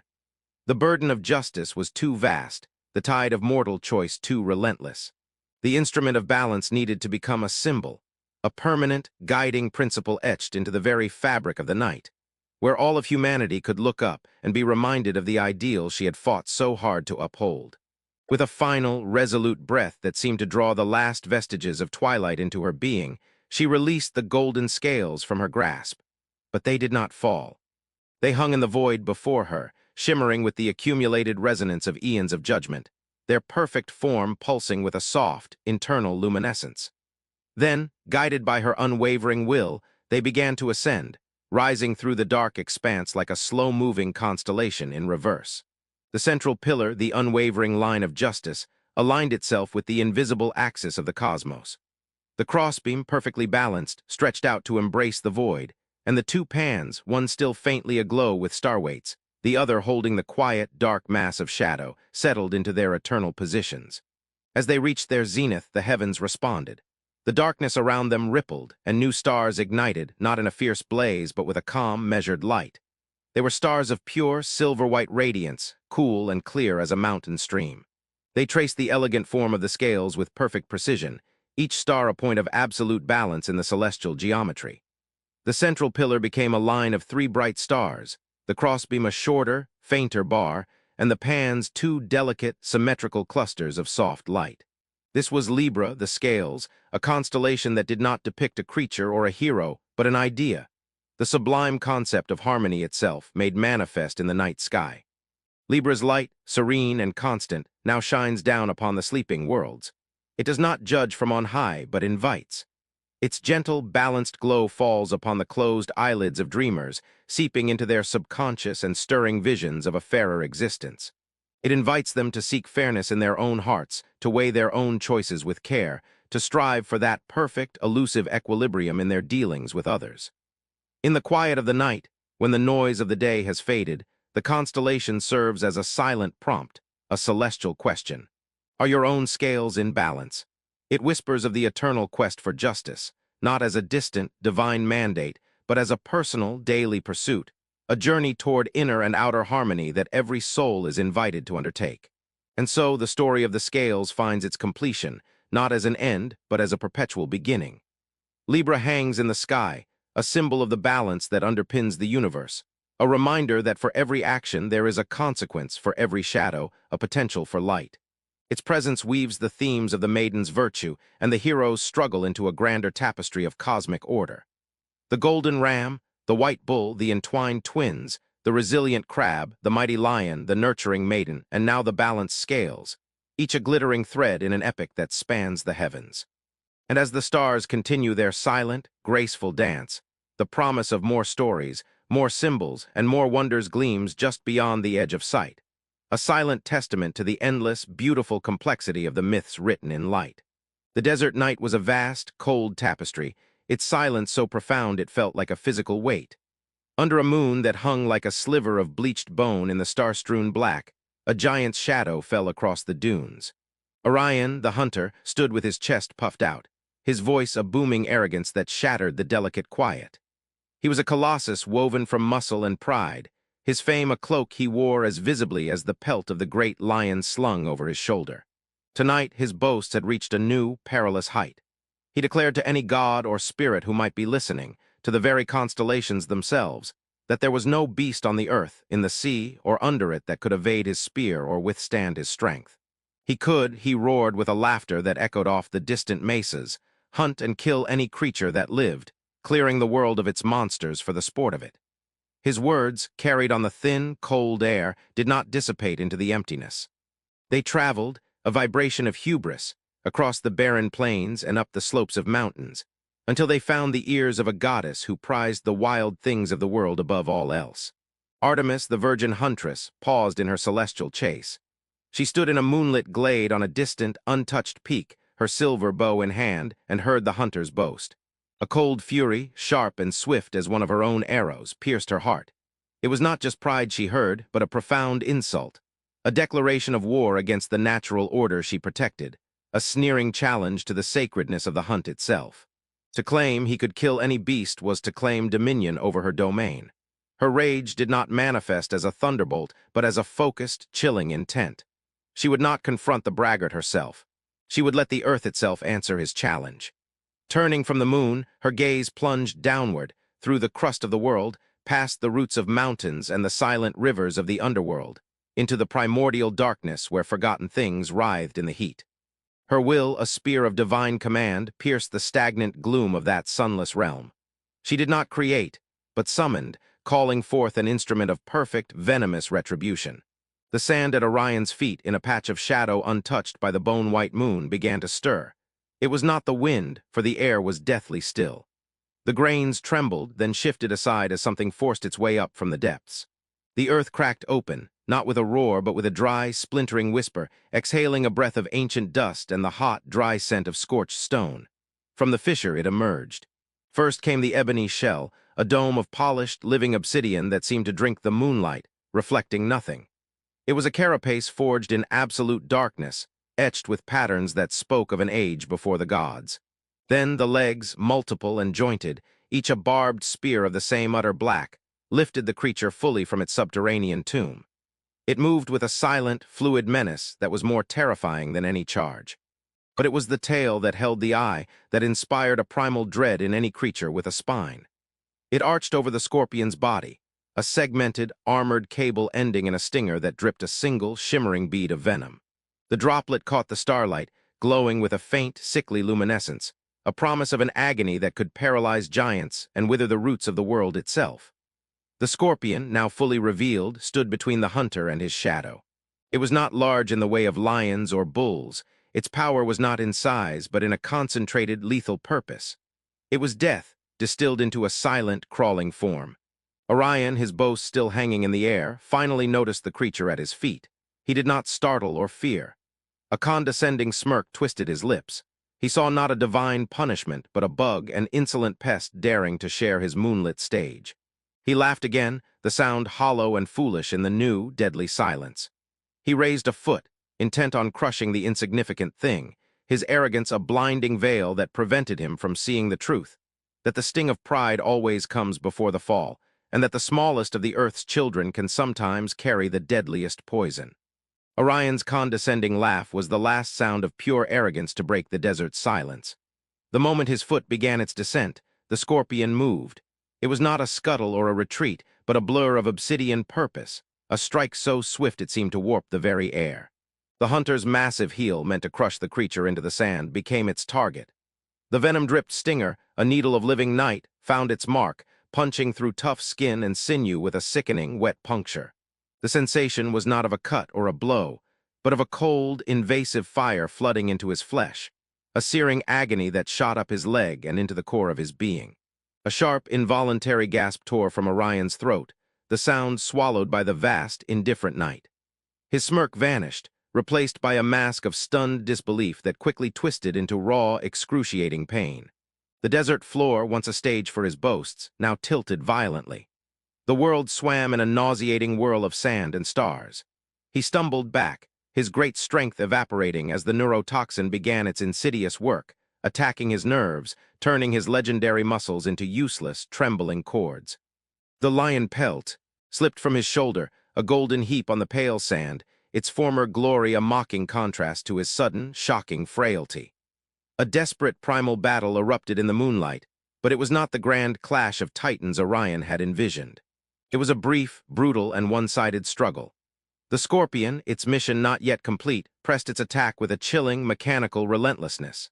It darted forward, its pincers snapping at his buckling legs, its armored body a low, dark shadow against the swirling sand his movements kicked up. Orion, his vision blurring, swung a fist the size of a ham, but the blow was slow, clumsy, and struck only empty air. The scorpion was a phantom of vengeance, impossible to grasp, its hiss a sibilant whisper that wove through his own ragged, labored breaths. Above them, the very heavens seemed to bear witness to the fall. The stars, which had so often been the backdrop to his hunts, began to dim, their light flickering as if in sympathy or in judgment. The brilliant belt of Orion, the constellation that bore his name, seemed to lose its luster, its three great stars paling against the encroaching darkness. The moon, cold light grew harsh, etching every detail of his collapse in stark, silver relief. This was not a hero's end, not a glorious fall in battle against a worthy foe. This was the unraveling of hubris, a demonstration that the universe itself would not tolerate a challenge to its natural order. The theme was as ancient as the dunes themselves. Pride always precedes the fall, and fate's instruments are often small, silent, and utterly without mercy. His legs gave way completely. The giant who had sworn to clear the world of beasts crashed to his knees, sending a plume of fine dust into the air. He tried to push himself up, his arms shaking violently, but the venom had stolen all his power. With a final, shuddering groan, he fell forward, his massive frame impacting the sand with a dull, heavy thud that seemed to shake the desert to its core. The scorpion stood over him for a moment, its task complete, its obsidian shell gleaming in the moonlight before it retreated, melting back into the fissure from whence it came, leaving no trace but the trembling, poisoned giant in the sand.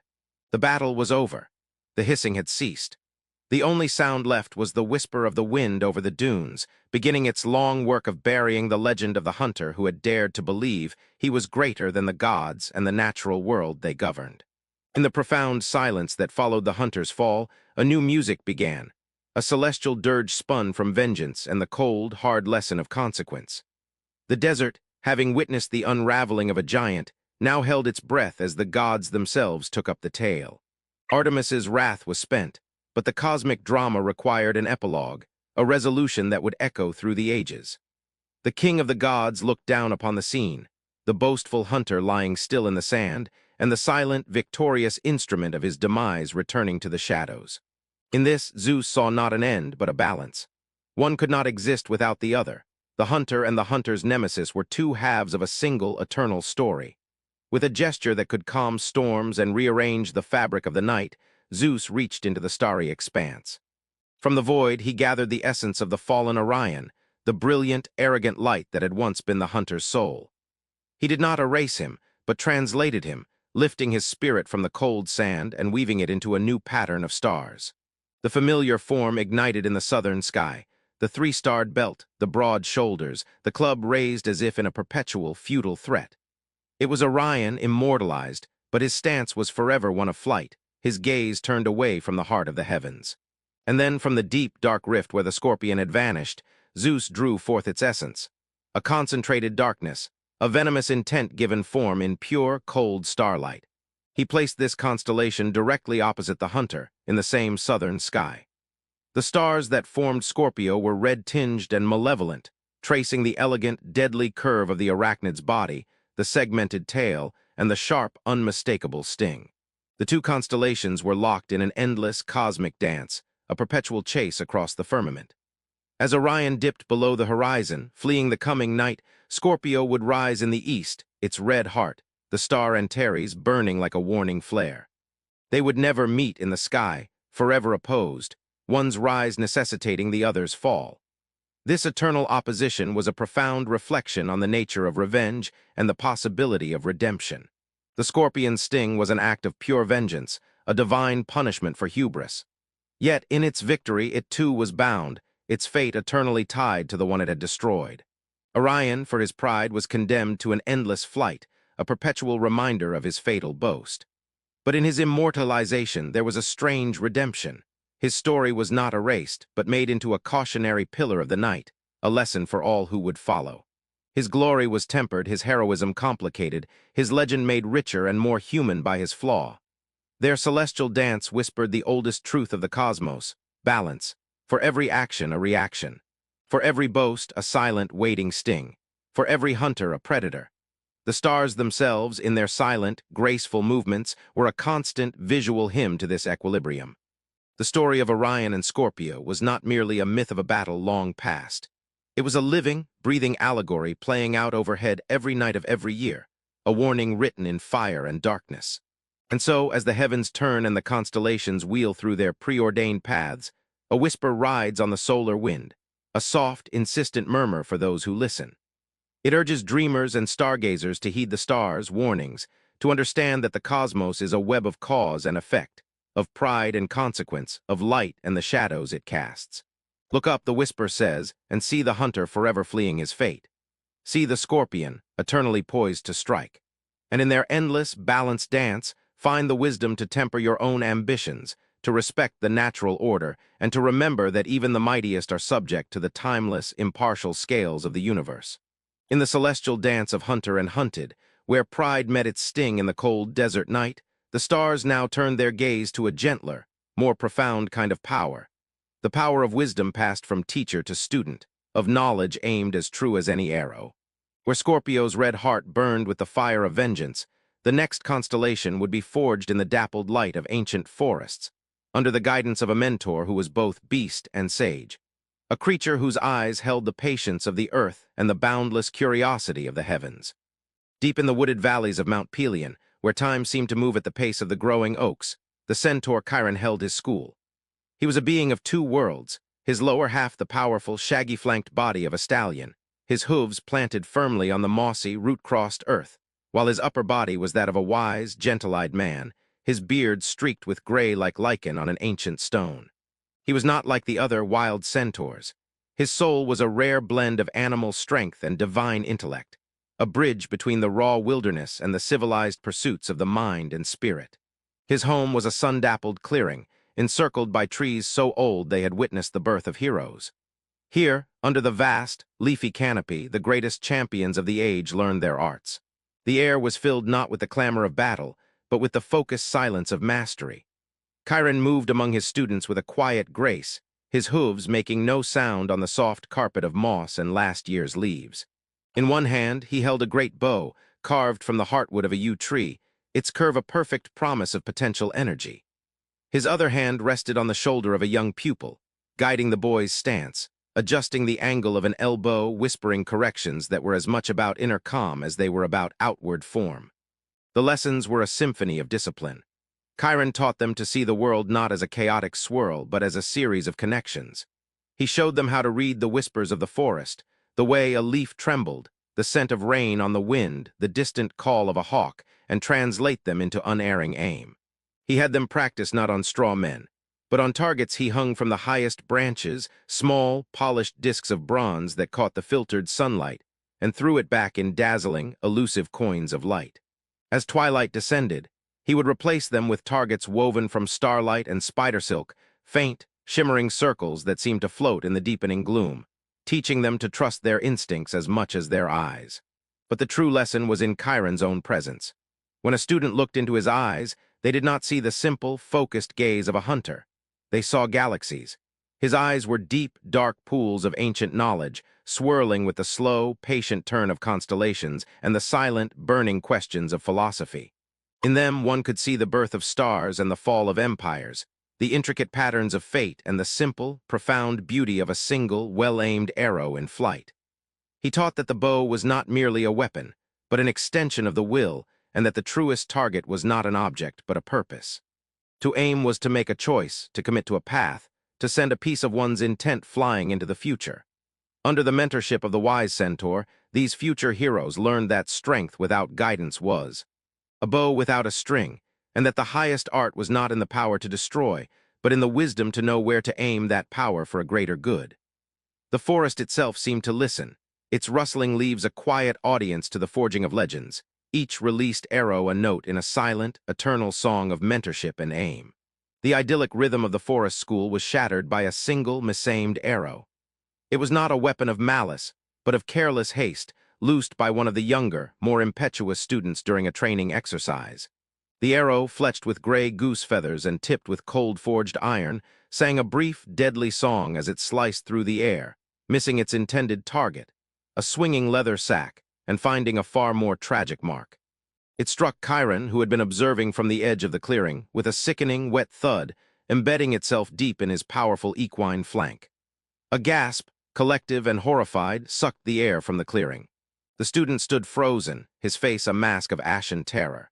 But the true horror was only beginning.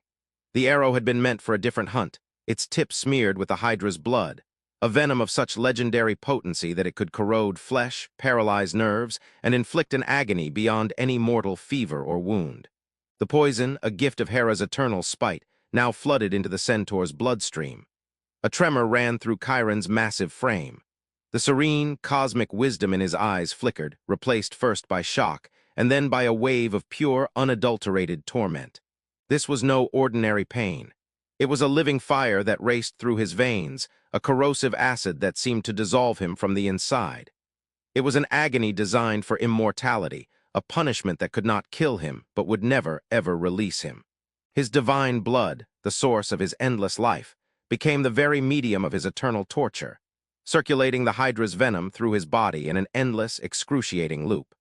He sank to his knees, his hooves digging furrows in the soft moss, a low, guttural moan escaping his lips, a sound of such profound suffering that the very trees seemed to recoil. Days bled into nights, and the wise centaur became a prisoner in his own body. He was racked with convulsions, his skin burning with an internal fever yet cold to the touch. The students, their heroic lessons forgotten, could only watch in helpless despair, their mentors' ceaseless groans a constant, heart-wrenching counterpoint to the peaceful sounds of the forest. Yet within the storm of this unimaginable agony, Chiron's mind, his greatest gift, did not break. It turned inward, navigating the landscape of his own suffering with a philosopher's calm. He did not rage against the fate or the foolish student. Instead, he contemplated the nature of pain, the price of immortality, and the possibility of a meaningful end. It was in the deepest pit of his suffering that a revelation, clear and sharp as a honed blade, pierced through the fog of pain. He remembered Prometheus, the Titan chained to a rock, his liver devoured daily by an eagle for the crime of giving fire to humanity. Another immortal being suffering an eternal punishment. A profound and selfless calculation began to form in Chiron's pain-scoured mind. His own life was an unending sentence of agony. Prometheus's punishment was an unending cycle of torment for a noble cause. What if one eternal suffering could cancel out the other? The resolution brought not relief from the pain, but a transcendent peace that rose above it. He sent a prayer, not of supplication, but of proposition to Zeus. He would willingly, knowingly relinquish his own immortality. He would choose mortality and the sweet release of death that came with it, but not for his own sake. He would offer his life as a ransom, a substitute for the tormented Titan. His sacrifice would be the key that unlocked Prometheus's chains. When the offer was accepted, a final, powerful calm settled over the clearing. The students gathered, their faces streaked with tears, as Chiron, his body still trembling with poison, looked upon them one last time. His eyes, though shadowed with pain, held their ancient galactic depth. There was no fear in them, only a vast, weary love and the quiet triumph of a wisdom that had found its ultimate, most difficult aim. He had aimed his own death, the final arrow in his quiver, not at an enemy, but at the heart of another's suffering. In his greatest agony, he had performed his greatest act of mentorship, teaching them the final, most profound lesson. That true wisdom lies not in avoiding death, but in choosing the manner and meaning of one's end. His sacrifice was a masterpiece of aim, a final, perfect shot that traded an eternity of personal agony for the freedom of a benefactor of all mankind. From the profound silence of Chiron's chosen end, a new light was born, not of pain or release, but of honored legacy. Zeus, the father of gods, looked upon the selfless sacrifice of the wise centaur and felt a reverence that transcended the usual transactions of divine favor. This was not a hero claiming glory through conquest, but a teacher offering his eternity to end another's torment. Such wisdom, such perfect, selfless aim, could not be allowed to fade into the forgotten shadows of the underworld. It demanded a monument that would inspire for as long as the stars themselves endured. With a gesture of solemn benediction, the king of the gods reached into the celestial vault. The essence of Chiron, no longer burdened by the Hydra's venom or the confines of his immortal form, rose like a shimmering mist from the grieving forest clearing. It ascended, a luminous spirit of patience and knowledge, drawn upward by the irresistible pull of divine honor. As it soared into the star-strewn darkness, the cosmos itself seemed to make room. A new constellation began to form, its stars igniting with a clear, steady, and purposeful light. They traced the magnificent hybrid form of the centaur, but not in a stance of battle or flight. This celestial Chiron was depicted drawing a great bow, his torso twisted with perfect, focused grace, his gaze fixed not on any earthly target, but on the heart of the galaxy itself. This was Sagittarius, the archer, his arrow eternally nocked and aimed toward the infinite, a symbol of aspiration and the unending quest for truth. The arrow of Sagittarius does not point toward conquest or vengeance. It aims forever at the center of wisdom, its trajectory a celestial signpost for all who seek understanding. To gaze upon this constellation is to see a promise. That knowledge is a target worth aiming for, that guidance is a legacy more enduring than power, and that the true mark of a life well lived is not in the battles won, but in the wisdom imparted and the paths illuminated for others. Chiron's story, now written in starlight, became a beacon for philosophers and seekers, for students and teachers, for anyone who looks at the vast, confusing universe and strives to find their place within it, to aim their own lives with purpose and clarity. His legacy, thus immortalized, continues to resonate through the ages. The wise centaur who taught heroes how to wield a sword also taught them how to wield their souls.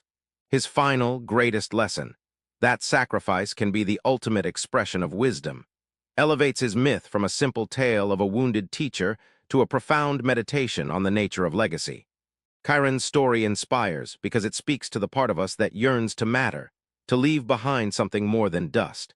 It whispers that our lives, however long or short, can be aimed toward a purpose that outlasts us, that our own small arrows of kindness, knowledge, and guidance can, in their own way, fly true and far, helping others find their way through the darkness, guided by the same eternal, patient light that forever draws the bow among the stars. The heavens, having honored the archer's selfless aim, now turn to a myth born not of noble sacrifice, but of primal, panicked survival, a story where the very definitions of earth and sea, beast and fish, were blurred in a desperate bid for escape. Where Sagittarius aimed his arrow with tranquil purpose, the next constellation would be forged in the chaotic, thundering footsteps of a monster, and the frantic transformation of a god whose domain was the wild, untamed corners of the world. The peace of the Arcadian mountains was a fragile illusion, shattered in an instant. It began as a distant rumble, a vibration deep in the bedrock that grew until the very peaks seemed to tremble. Then came the sound, a roar that was not of one beast, but of 100 hurricanes given voice, a cacophony of elemental fury that tore the silence to shreds. It was Typhon, the deadliest of all monsters, a storm giant born from the Tartarian depths, his head scraping the clouds, his serpentine legs churning the landscape into ruin. His wrath was aimed at the gods themselves, and in his path lay Pan, the rustic god of the wild. Pan had been drowsing by a sylvan spring, his goat-legged form sprawled in the sun, his pipes silent beside him. The sudden earth-shaking tumult jolted him awake, a bolt of pure animal terror seizing his heart. There was no thought of confrontation, no heroic stand. This was a force beyond challenge, a walking apocalypse. Instinct, raw and undiluted, took over. He fled. His hooves, usually so sure on the rocky slopes, skittered and slipped on the trembling ground as he scrambled down the mountainside, the monster's shadow falling over him like a shroud of absolute night. The air grew thick with the smell of ozone and scorched stone, and the echoes of the mountain itself seemed to scream in protest, the shrieks of ripping rock mingling with the giant's bellows. His only hope lay in the sea, the one realm that might offer a hiding place from this earthborn terror. He burst from the tree line onto a narrow, stony beach where the waves were already crashing in frenzied, foaming peaks, whipped to madness by the approaching storm of Typhon's presence. With the monster's hot breath on his neck, Pan made a desperate, instinctual leap, not just into the water, but into a new form. As he plunged beneath the churning surface, his body contorted in a flash of divine energy. His shaggy goat haunches and cloven hooves streamed into a powerful, scaly tail, his torso merging into a form built for the depths. He became a sea goat, a chimera of mountain and abyss, his upper body still that of a bearded, horned god, while from the waist down he was a creature of the ocean, a fish adapted for flight into the deep. The water closed over him, a shock of cold that was salvation. He dove, not with grace, but with frantic, powerful strokes of his new tail, driving himself away from the shore and the cataclysm raging upon it. The world above was a chaos of white foam and dark, thundering shapes, but below a strange, dreamlike silence began to descend. Sunlight filtered through the turbulent surface in long, wavering columns of gold, illuminating a landscape of drifting silt and strange, flowing forests of kelp. The currents themselves became his guides, liquid pathways that carried him deeper, their cool embrace a soothing balm after the fiery terror of the land. He swam through canyons of coral that glowed with soft, bioluminescent light, past the silent, gaping mouths of underwater caves that seemed to hold the echoes of the mountains he had fled. It was a world turned upside down, a refuge of surreal beauty found in the heart of panic, the mountain god now a creature of the watery deep, his escape a transformation as sudden and profound as the earthquake that had spurred it. The initial, frantic plunge into the sea's embrace gave way to a grueling, upward struggle. Pan, the mountain god trapped in a sea goat's form, found no lasting sanctuary in the silent, crushing depths. The cool currents that had first soothed his terror now felt like chains, and the dreamlike beauty of the sunken world became a prison of immense pressure and eerie stillness. The memory of the sun, of windswept cliffs and dry earth, was a desperate ache in his soul. His escape was only half complete. Survival demanded not just adaptation, but ascent. His journey would become a slow, arduous climb from the abyssal plains toward the distant, shimmering membrane of the surface, a symbol of resilience carved in the very act of striving against impossible odds. He pushed away from the soft, lightless ooze of the seafloor, his powerful fishtail driving him upward into the watery abyss. The pressure lessened by imperceptible degrees, but the darkness remained, a tangible entity that pressed against his eyes. Here in the mid-depths, the struggle was against the sheer, suffocating weight of the ocean itself. Strange, phosphorescent creatures drifted past, ghostly jellies with pulsating, internal lights and fish with lanterns dangling before monstrous mouths. They were beacons in the void, highlighting the sheer, alien vastness of his prison. He swam through forests of kelp that rose like giant, grasping hands from the unseen bottom, their slick fronds brushing against his scaled flanks. More than once, the lure of a predatory angler fish, a dancing light in the absolute black, nearly drew him in, a reminder that dangers lurked here that were as terrifying in their own silent way as the roaring monster he had fled. His progress was a testament to a new kind of endurance, one born of his dual nature. The goat's stubbornness, the refusal to yield to the mountain's steepest slope, now fueled his relentless push against the ocean's resistance. The fish's form, a forced adaptation, became his tool for survival, allowing him to navigate the liquid mountains and valleys of the deep. He learned to ride the thermal vents, their superheated water providing thrust, and to avoid the deadly, freezing currents that flowed from the polar ice. He was neither fully of the land nor the sea, but a creature uniquely equipped to traverse the boundary between them, his very existence a defiance of categorization. Finally, a faint, gray light began to permeate the water above. He had reached the sunlit zone. Here, the struggle changed. The crushing pressure was gone, but the way was now barred by the ocean's own tempestuous surface, which Typhon's passage had left churned into a maelstrom. He breached the surface, gasping the salty air, only to be slammed by a towering wave, its force driving him back into the tumult. The sky was a bruised palette of purple and green, the air thick with spray and the lingering echo of the giant's rage. This was no gentle return, but a battle with the very elements. And then, a new path revealed itself. As he fought his way through the heaving swells, he saw it, a glimmering, ethereal bridge that seemed to be woven from moonlight and sea foam. It was a path of stars, a celestial current that flowed upward from the crest of the waves into the vault of the night itself. It was a route not meant for mortal or divine feet, but for a spirit that had been tempered in the crucible of two worlds. With a final, mighty surge of his hybrid body, Pan abandoned the turbulent sea and caught the starry current. His ascent now was not a swim, but a climb, a scaling of the heavens. He pulled himself upward, hand over hand, his goat-like upper body finding purchase on constellations, his fishtail propelling him through the nebular clouds. He moved past the familiar shapes, the charging ram, the placid bull, the entwined twins, their stories now a ladder for his own. He was no longer fleeing. He was climbing toward a new destiny, his journey from the watery abyss to the starry paths a breathtaking allegory for the resilience of the spirit, for the relentless will to survive and adapt, to transform terror into transcendence, and to find a way home, even when home must be remade among the stars. From the starry paths of his celestial climb, Pan's essence found its final, permanent harbor. The desperate, hybrid form of the sea-goat, born from terror and tempered by the abyss, now solidified against the infinite black. The stars themselves seemed to welcome him, their cool fire tracing the unique, impossible shape of his being. The constellation that bloomed was Capricorn, a stark silhouette against the Milky Way's river of light. Its upper half was the unmistakable outline of a goat, with strong, curved horns and a bearded head held high, a testament to the stubborn, earthy resilience that had fueled his escape. But from its midsection, the form streamed downward into the powerful, coiling tail of a fish, a permanent reminder of the watery depths that had been both his prison and his salvation. It was a symbol of duality, of a nature split between two realms, yet forged into a single, determined whole. This celestial sea-goat did not blaze with the fierce pride of Leo or aim a weapon like Sagittarius.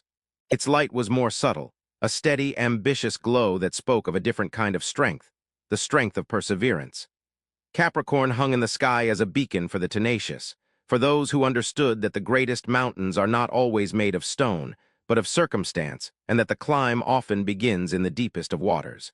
Its unique shape was a map of its own myth, a story of adaptation and ascent written in starlight, inviting all who felt trapped between worlds to look up and see that even the most chaotic flight can lead to a place of honor among the constellations.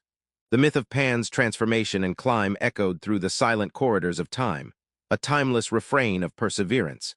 It whispered to every soul facing their own typhon, their own impossible divide. It was a promise that the will to survive can reshape one's very nature, that the struggle through abyssal fear and turbulent doubt is itself a form of ascent. The sea goat's journey from the crushing deep to the starry heights was a cosmic allegory for the ambition that drives mortals to climb their own personal mountains, to bridge the chasm between what they are and what they strive to become.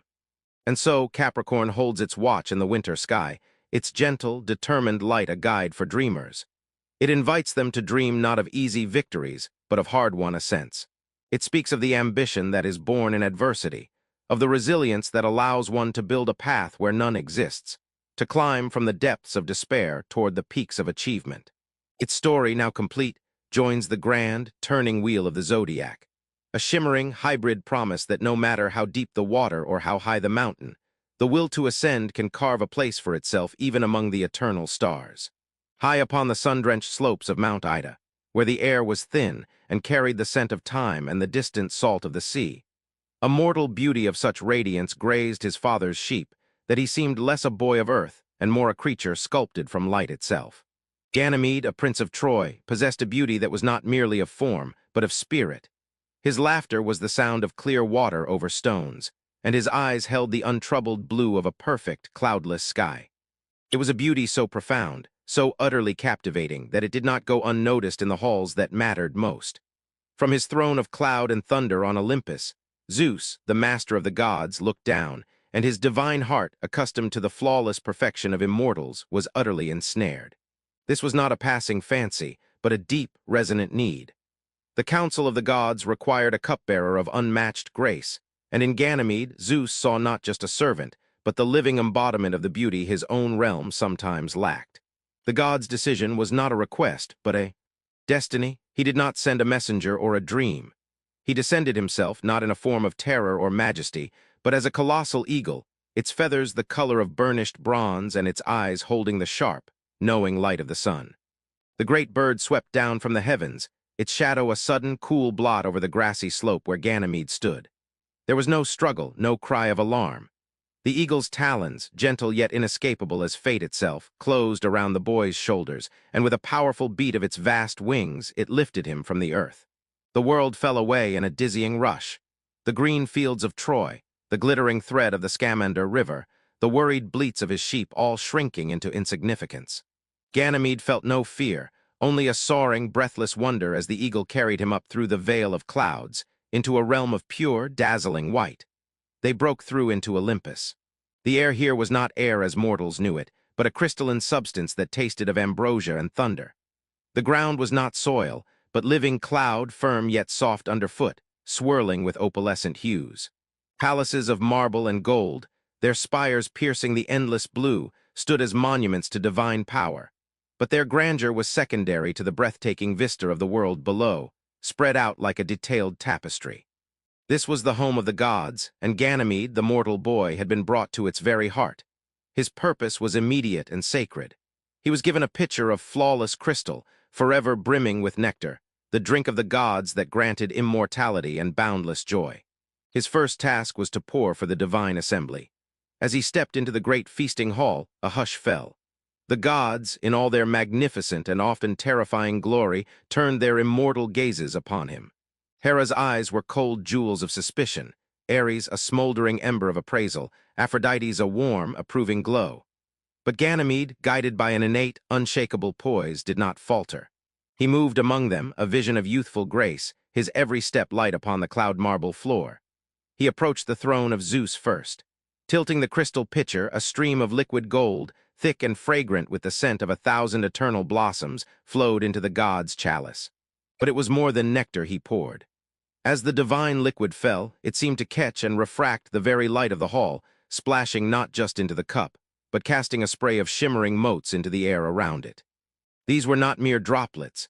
They were tiny, captured stars, flecks of starlight that danced and swirled before settling. a glittering, ethereal dust upon the cloud floor and the robes of the assembled gods. With each pour for Athena, for Apollo, for Poseidon, the same miracle occurred, a spill of celestial light, a gift of radiance accompanying the gift of immortality. Ganymede was not just serving the gods. He was adorning their realm, his simple, graceful act elevating the divine feast into something more, a ceremony where service was itself a form of elevation, and a mortal boy, through his beauty and his duty, became the vessel through which the very essence of the cosmos was shared. The nectar Ganymede poured in the celestial halls of Olympus was more than a drink for the gods. It was the very essence of life, a concentrated potential that could not be contained by golden chalices alone. As the pitcher tipped and the liquid starlight flowed, a portion of its boundless vitality always spilled over the crystal lip, cascading not onto the cloud floor but through it. These shimmering, overflowing drops became a divine rain, falling from the high, clear air of the gods' domain down to the waiting, thirsty world below. They were not mere water but liquid life itself, and where they fell, the earth drank deep of heaven's generosity. In the sun-scorched deserts, where the sand had known only the bite of the wind and the relentless glare of the sun for 1,000 years, a miracle began. The first drops fell, hissing softly as they struck the blistering ground. They did not evaporate but sank deep, carrying their celestial charge into the dormant heart of the land. Almost immediately the hard-baked earth softened. Then a tremor of green broke the endless tan, a single brave blade of grass, then another and another, until a verdant fuzz covered the dunes. Hardy, deep-rooted flowers, their petals the color of amethyst and topaz, pushed through the sand, their blossoms opening to the sky as if in prayer. Oases, once lonely and few, saw their pools swell, their waters clearing to a perfect, mirror-like blue that reflected the vast, hopeful sky. The desert did not just bloom, it sang, a silent, vibrant hymn of life returning to a place that had forgotten its name. The great rivers of the world felt the gift as well. The Nile, the Tigris, the Euphrates, their waters, usually a sluggish, muddy brown, began to run clear and swift. They swelled beyond their banks, not with destructive fury, but with a gentle, nourishing abundance. The floodwaters spread over the plains, depositing not silt alone, but a fine, glittering sediment of celestial fertility. Farmers, who had prayed for a sign, watched in awe as their fields drank the blessed water and surged with a growth so vigorous and lush it seemed dreamt. The vines in the terraced hills grew heavy with grapes that shone like dark jewels, and the wheat stalks stood so tall and golden they seemed to capture and hold the sunlight itself. The rivers became arteries of life, their flowing water a poetic echo of the nectar poured above, each ripple a testament to its life-giving power. Ganymede, from his high perch, watched this transformation unfold. The joy that blossomed in his heart was as profound as the changes he witnessed. It was a pure, untainted emotion, born from the sight of deserts turning to gardens and thirsty lands becoming feasts of green. But intertwined with that joy was the heavy, sobering weight of a newfound responsibility. He understood now that his graceful, seemingly simple task was a pivot upon which the world turned. The tilt of his wrist, the angle of the pitcher, the steady flow from its lip. These were not just the motions of a servant, but the gestures of a steward. He held in his hands the power to nurture entire civilizations, to quench the thirst of continents, to turn dust into paradise. It was a humbling, terrifying, and magnificent realization.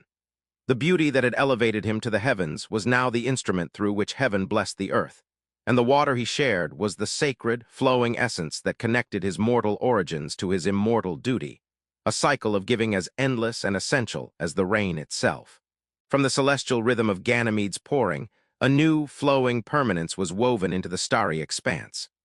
The pitcher's endless cascade, which had nurtured the world below and adorned the halls of heaven, could not be confined to the moment. Its essence, the very spirit of generous flow, demanded an eternal form. Zeus, witnessing the profound connection his cupbearer had forged between the divine and the mortal, between the act of giving and the gift of life itself, acted to make this bond unbreakable. With a gesture that calmed the celestial winds and stilled the spinning of the galaxies, he lifted Ganymede from his service and translated him, pitcher and all, into the dark, waiting canvas of the night. The transformation was not a sudden ignition, but a gentle diffusion, as if a river of liquid light had been poured into the void. The stars that bloomed were not fierce and solitary, but soft and interconnected, tracing the serene, upright form of the young water-bearer. His figure was a cascade of silvery radiance, one hand raised as if in benediction, the other tilting the great, celestial pitcher. And from its lip, a stream of stars flowed forth, a shimmering, endless river of light that tumbled through the darkness, connecting constellation to constellation in a glittering, aqueous path. This was Aquarius, the water-bearer, his posture one of eternal, effortless giving, his gift a river of stars that quenched the thirst of the cosmos itself. The constellation of Aquarius became a profound symbol in the heavens, its flowing light a testament to the power of generosity and the invisible threads that bind all existence. It spoke of a truth deeper than any single myth, that no act of giving is an isolated event. The water that nourishes a single root becomes the sap in the tree, the fruit on the branch, the seed carried on the wind to sprout in distant soil. The kindness offered in a moment of need ripples outward, touching lives unseen, healing wounds unknown to the giver. Aquarius, in his silent, starry vigil, embodies this cosmic interconnectedness, his poured water a metaphor for the shared essence of life, for the ideas, compassion, and hope that flow from one soul to another, creating a tapestry of existence far more intricate and beautiful than any one thread. And as the celestial river from Aquarius's pitcher streams eternally into the dark, it does not simply vanish into the emptiness. It flows onward, its shimmering current suggesting depth, movement, and the promise of more. Each glittering droplet in that stellar stream seems to hold the potential for a new story, a new myth waiting to be born from the cosmic waters.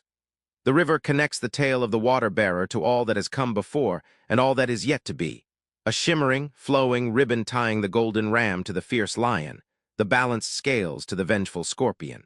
It hints that the cosmic river of myth is endless, and that for every story told, a dozen more wait in its depths, their shapes swirling just beneath the surface of the light, ready to emerge when the heavens turn and new dreamers look up to find their own reflections in the starry.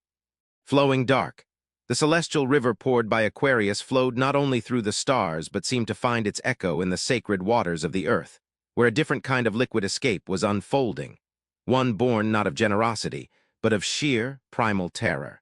The peace that had settled over the world after the water-bearer's ascent was a fragile illusion, shattered once more by the thunderous approach of Typhon. The Earth-shaker, cheated of one divine prize, had turned his world-shattering wrath upon the remaining gods, his ambition now a storm that sought to scour Olympus itself clean. The very air curdled with his approach, the sky turning the color of a fresh bruise, the wind howling with the voices of the damned. On the banks of the great river Euphrates, the goddess Aphrodite and her son Eros felt the tremors of the monsters coming before they heard his roar. The ground beneath their feet, usually so solid, quivered like the skin of a beaten drum. The serene flow of the sacred river, which had moments before reflected a perfect, blue sky, was now churned to a muddy froth, its surface dancing with the vibrations of the cataclysm marching toward them. There was no time for deliberation, for pride, for a stand. The instinct was the same as Pan's had been, flight. But their escape would be a transformation, a dive into an element that promised both refuge and a tether to keep them from being lost in the chaos. Hand in hand, they waded into the churning current, the cool water a shock against their skin. As the first deafening bellow of Typhon ripped through the air, shaking the very leaves from the trees on the riverbank, they made their leap. It was not a jump, but a metamorphosis. A shimmering, silvery light enveloped them, and their divine forms dissolved, streamlined, and reshaped by the water's embrace and their own desperate will. Where the goddess of love and the god of desire had stood, two fish now plunged beneath the surface, their scales catching the fractured, gloomy light in 1,000 fleeting glimmers of rose gold and pearl. They were tied together, not by chance, but by a cord of their own making, a slender, silken ribbon of purest silver that Aphrodite had snatched from her gown, a bond that would ensure they would not be separated in the frantic, dark currents. This silver cord, a thread of celestial connection, linked them tail to tail, a symbol of the love between mother and child that even the most profound transformation could not sever. It was their lifeline, their promise in the chaos, a gleaming, slender tether in the murky, rushing water.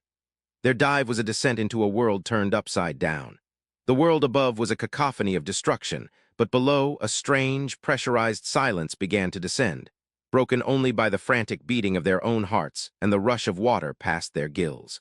They swam, not with leisurely grace, but with the urgent, darting motions of prey, their silver cord trailing behind them like a comet's tail. Sunlight, filtered through the storm-tossed surface, pierced the water in long, wavering spears of jaundiced light, illuminating a landscape in flux. Schools of frightened minnows scattered before them like living shrapnel. The river weeds, usually swaying in a gentle, hypnotic dance, were now flattened by the powerful currents stirred by the monster's footsteps on the bank, their fronds whipping in the turbulent flow. They darted past the crumbling, submerged roots of great trees, past the silent, staring faces of river stones, their world reduced to the next desperate surge forward, the next shadowy hiding place, the next breath of water that meant they were still alive, still together, fleeing on a current of liquid fear toward an uncertain sanctuary. The frantic, initial plunge gave way to a journey of surreal and breathtaking wonder, as the terror of the world above was exchanged for the silent, stardusted majesty of the cosmos. The sacred river, it seemed, was not merely a body of water, but a liquid pathway to the heavens, its current flowing upward into the very fabric of the night. The two fish, still bound by their slender silver cord, found themselves no longer swimming through water, but through an ethereal sea of space, the river's flow having merged with the Milky Way's shimmering tide. The churning chaos of Typhon's approach faded into a memory, replaced by a profound, weightless peace. Their escape had become a migration, a swim through the constellations themselves. They moved as one, their synchronized fins propelling them through the dark, velvety void. The silver cord between them, a thread of pure devotion, glimmered with a soft, internal light, a tiny constellation of its own ensuring they would never drift apart. It was more than a physical tether. It was the visible manifestation of their bond, a promise of protection that pulsed with the same rhythm as their twin hearts. They swam past starry reefs of coral-shaped nebulae, vast formations of gas and dust that bloomed in hues of deep magenta and ethereal green, their light a silent, slow-burning fire. Within these cosmic gardens, clusters of newborn stars glittered like schools of diamond-scaled fry, their collective light a brilliant, hopeful counterpoint to the darkness. Their path wove through nebula clouds, great billowing veils of luminescent vapor that parted before them like celestial silk. They drifted through the Orion Nebula, a stellar nursery glowing with the fierce, young light of suns, yet to find their place, its pink and blue gases swirling around them in a slow, cosmic dance. They passed the ghostly tendrils of the Veil Nebula, the lingering echo of a long-dead star, its filamentary structure a reminder of both destruction and breathtaking beauty. In these silent, vast spaces, the theme of their journey shifted from one of pure survival to one of love-guided exploration. The bond they shared was their compass, their North Star in the infinite black. Every flick of a tail, every adjustment of their course, was a testament to their connection, a silent communication that needed no words in the voiceless expanse of space. They were two halves of a single entity, their journey a dance of mutual protection and unwavering togetherness, a love story written not in sonnets, but in the graceful, intertwined arc of their celestial swim. They glided past the familiar shapes of other myths, their silver cord glinting in the borrowed light of heroes and beasts. They saw the great, golden ram of Aries charging through a cluster of distant suns, and the patient, powerful form of Taurus grazing in a field of asteroidal dust. They swam beneath the upraised claws of Cancer and around the soaring arrow of Sagittarius, each constellation a chapter in the grand story they were now joining. The water-bearer's river had guided them here, and now they were part of its flow, two small, determined fish navigating the currents of destiny. Their journey was a weaving of their own tale into the immense tapestry, a story where love was the cord that bound them, protection was their shared purpose, and the starry deep was their sanctuary, a realm of infinite wonder where they could swim, forever connected, through the reefs of time and the clouds of creation. Their celestial swim reached its destined harbor not in a specific sea or river, but in the silent, accepting expanse of the starry firmament itself.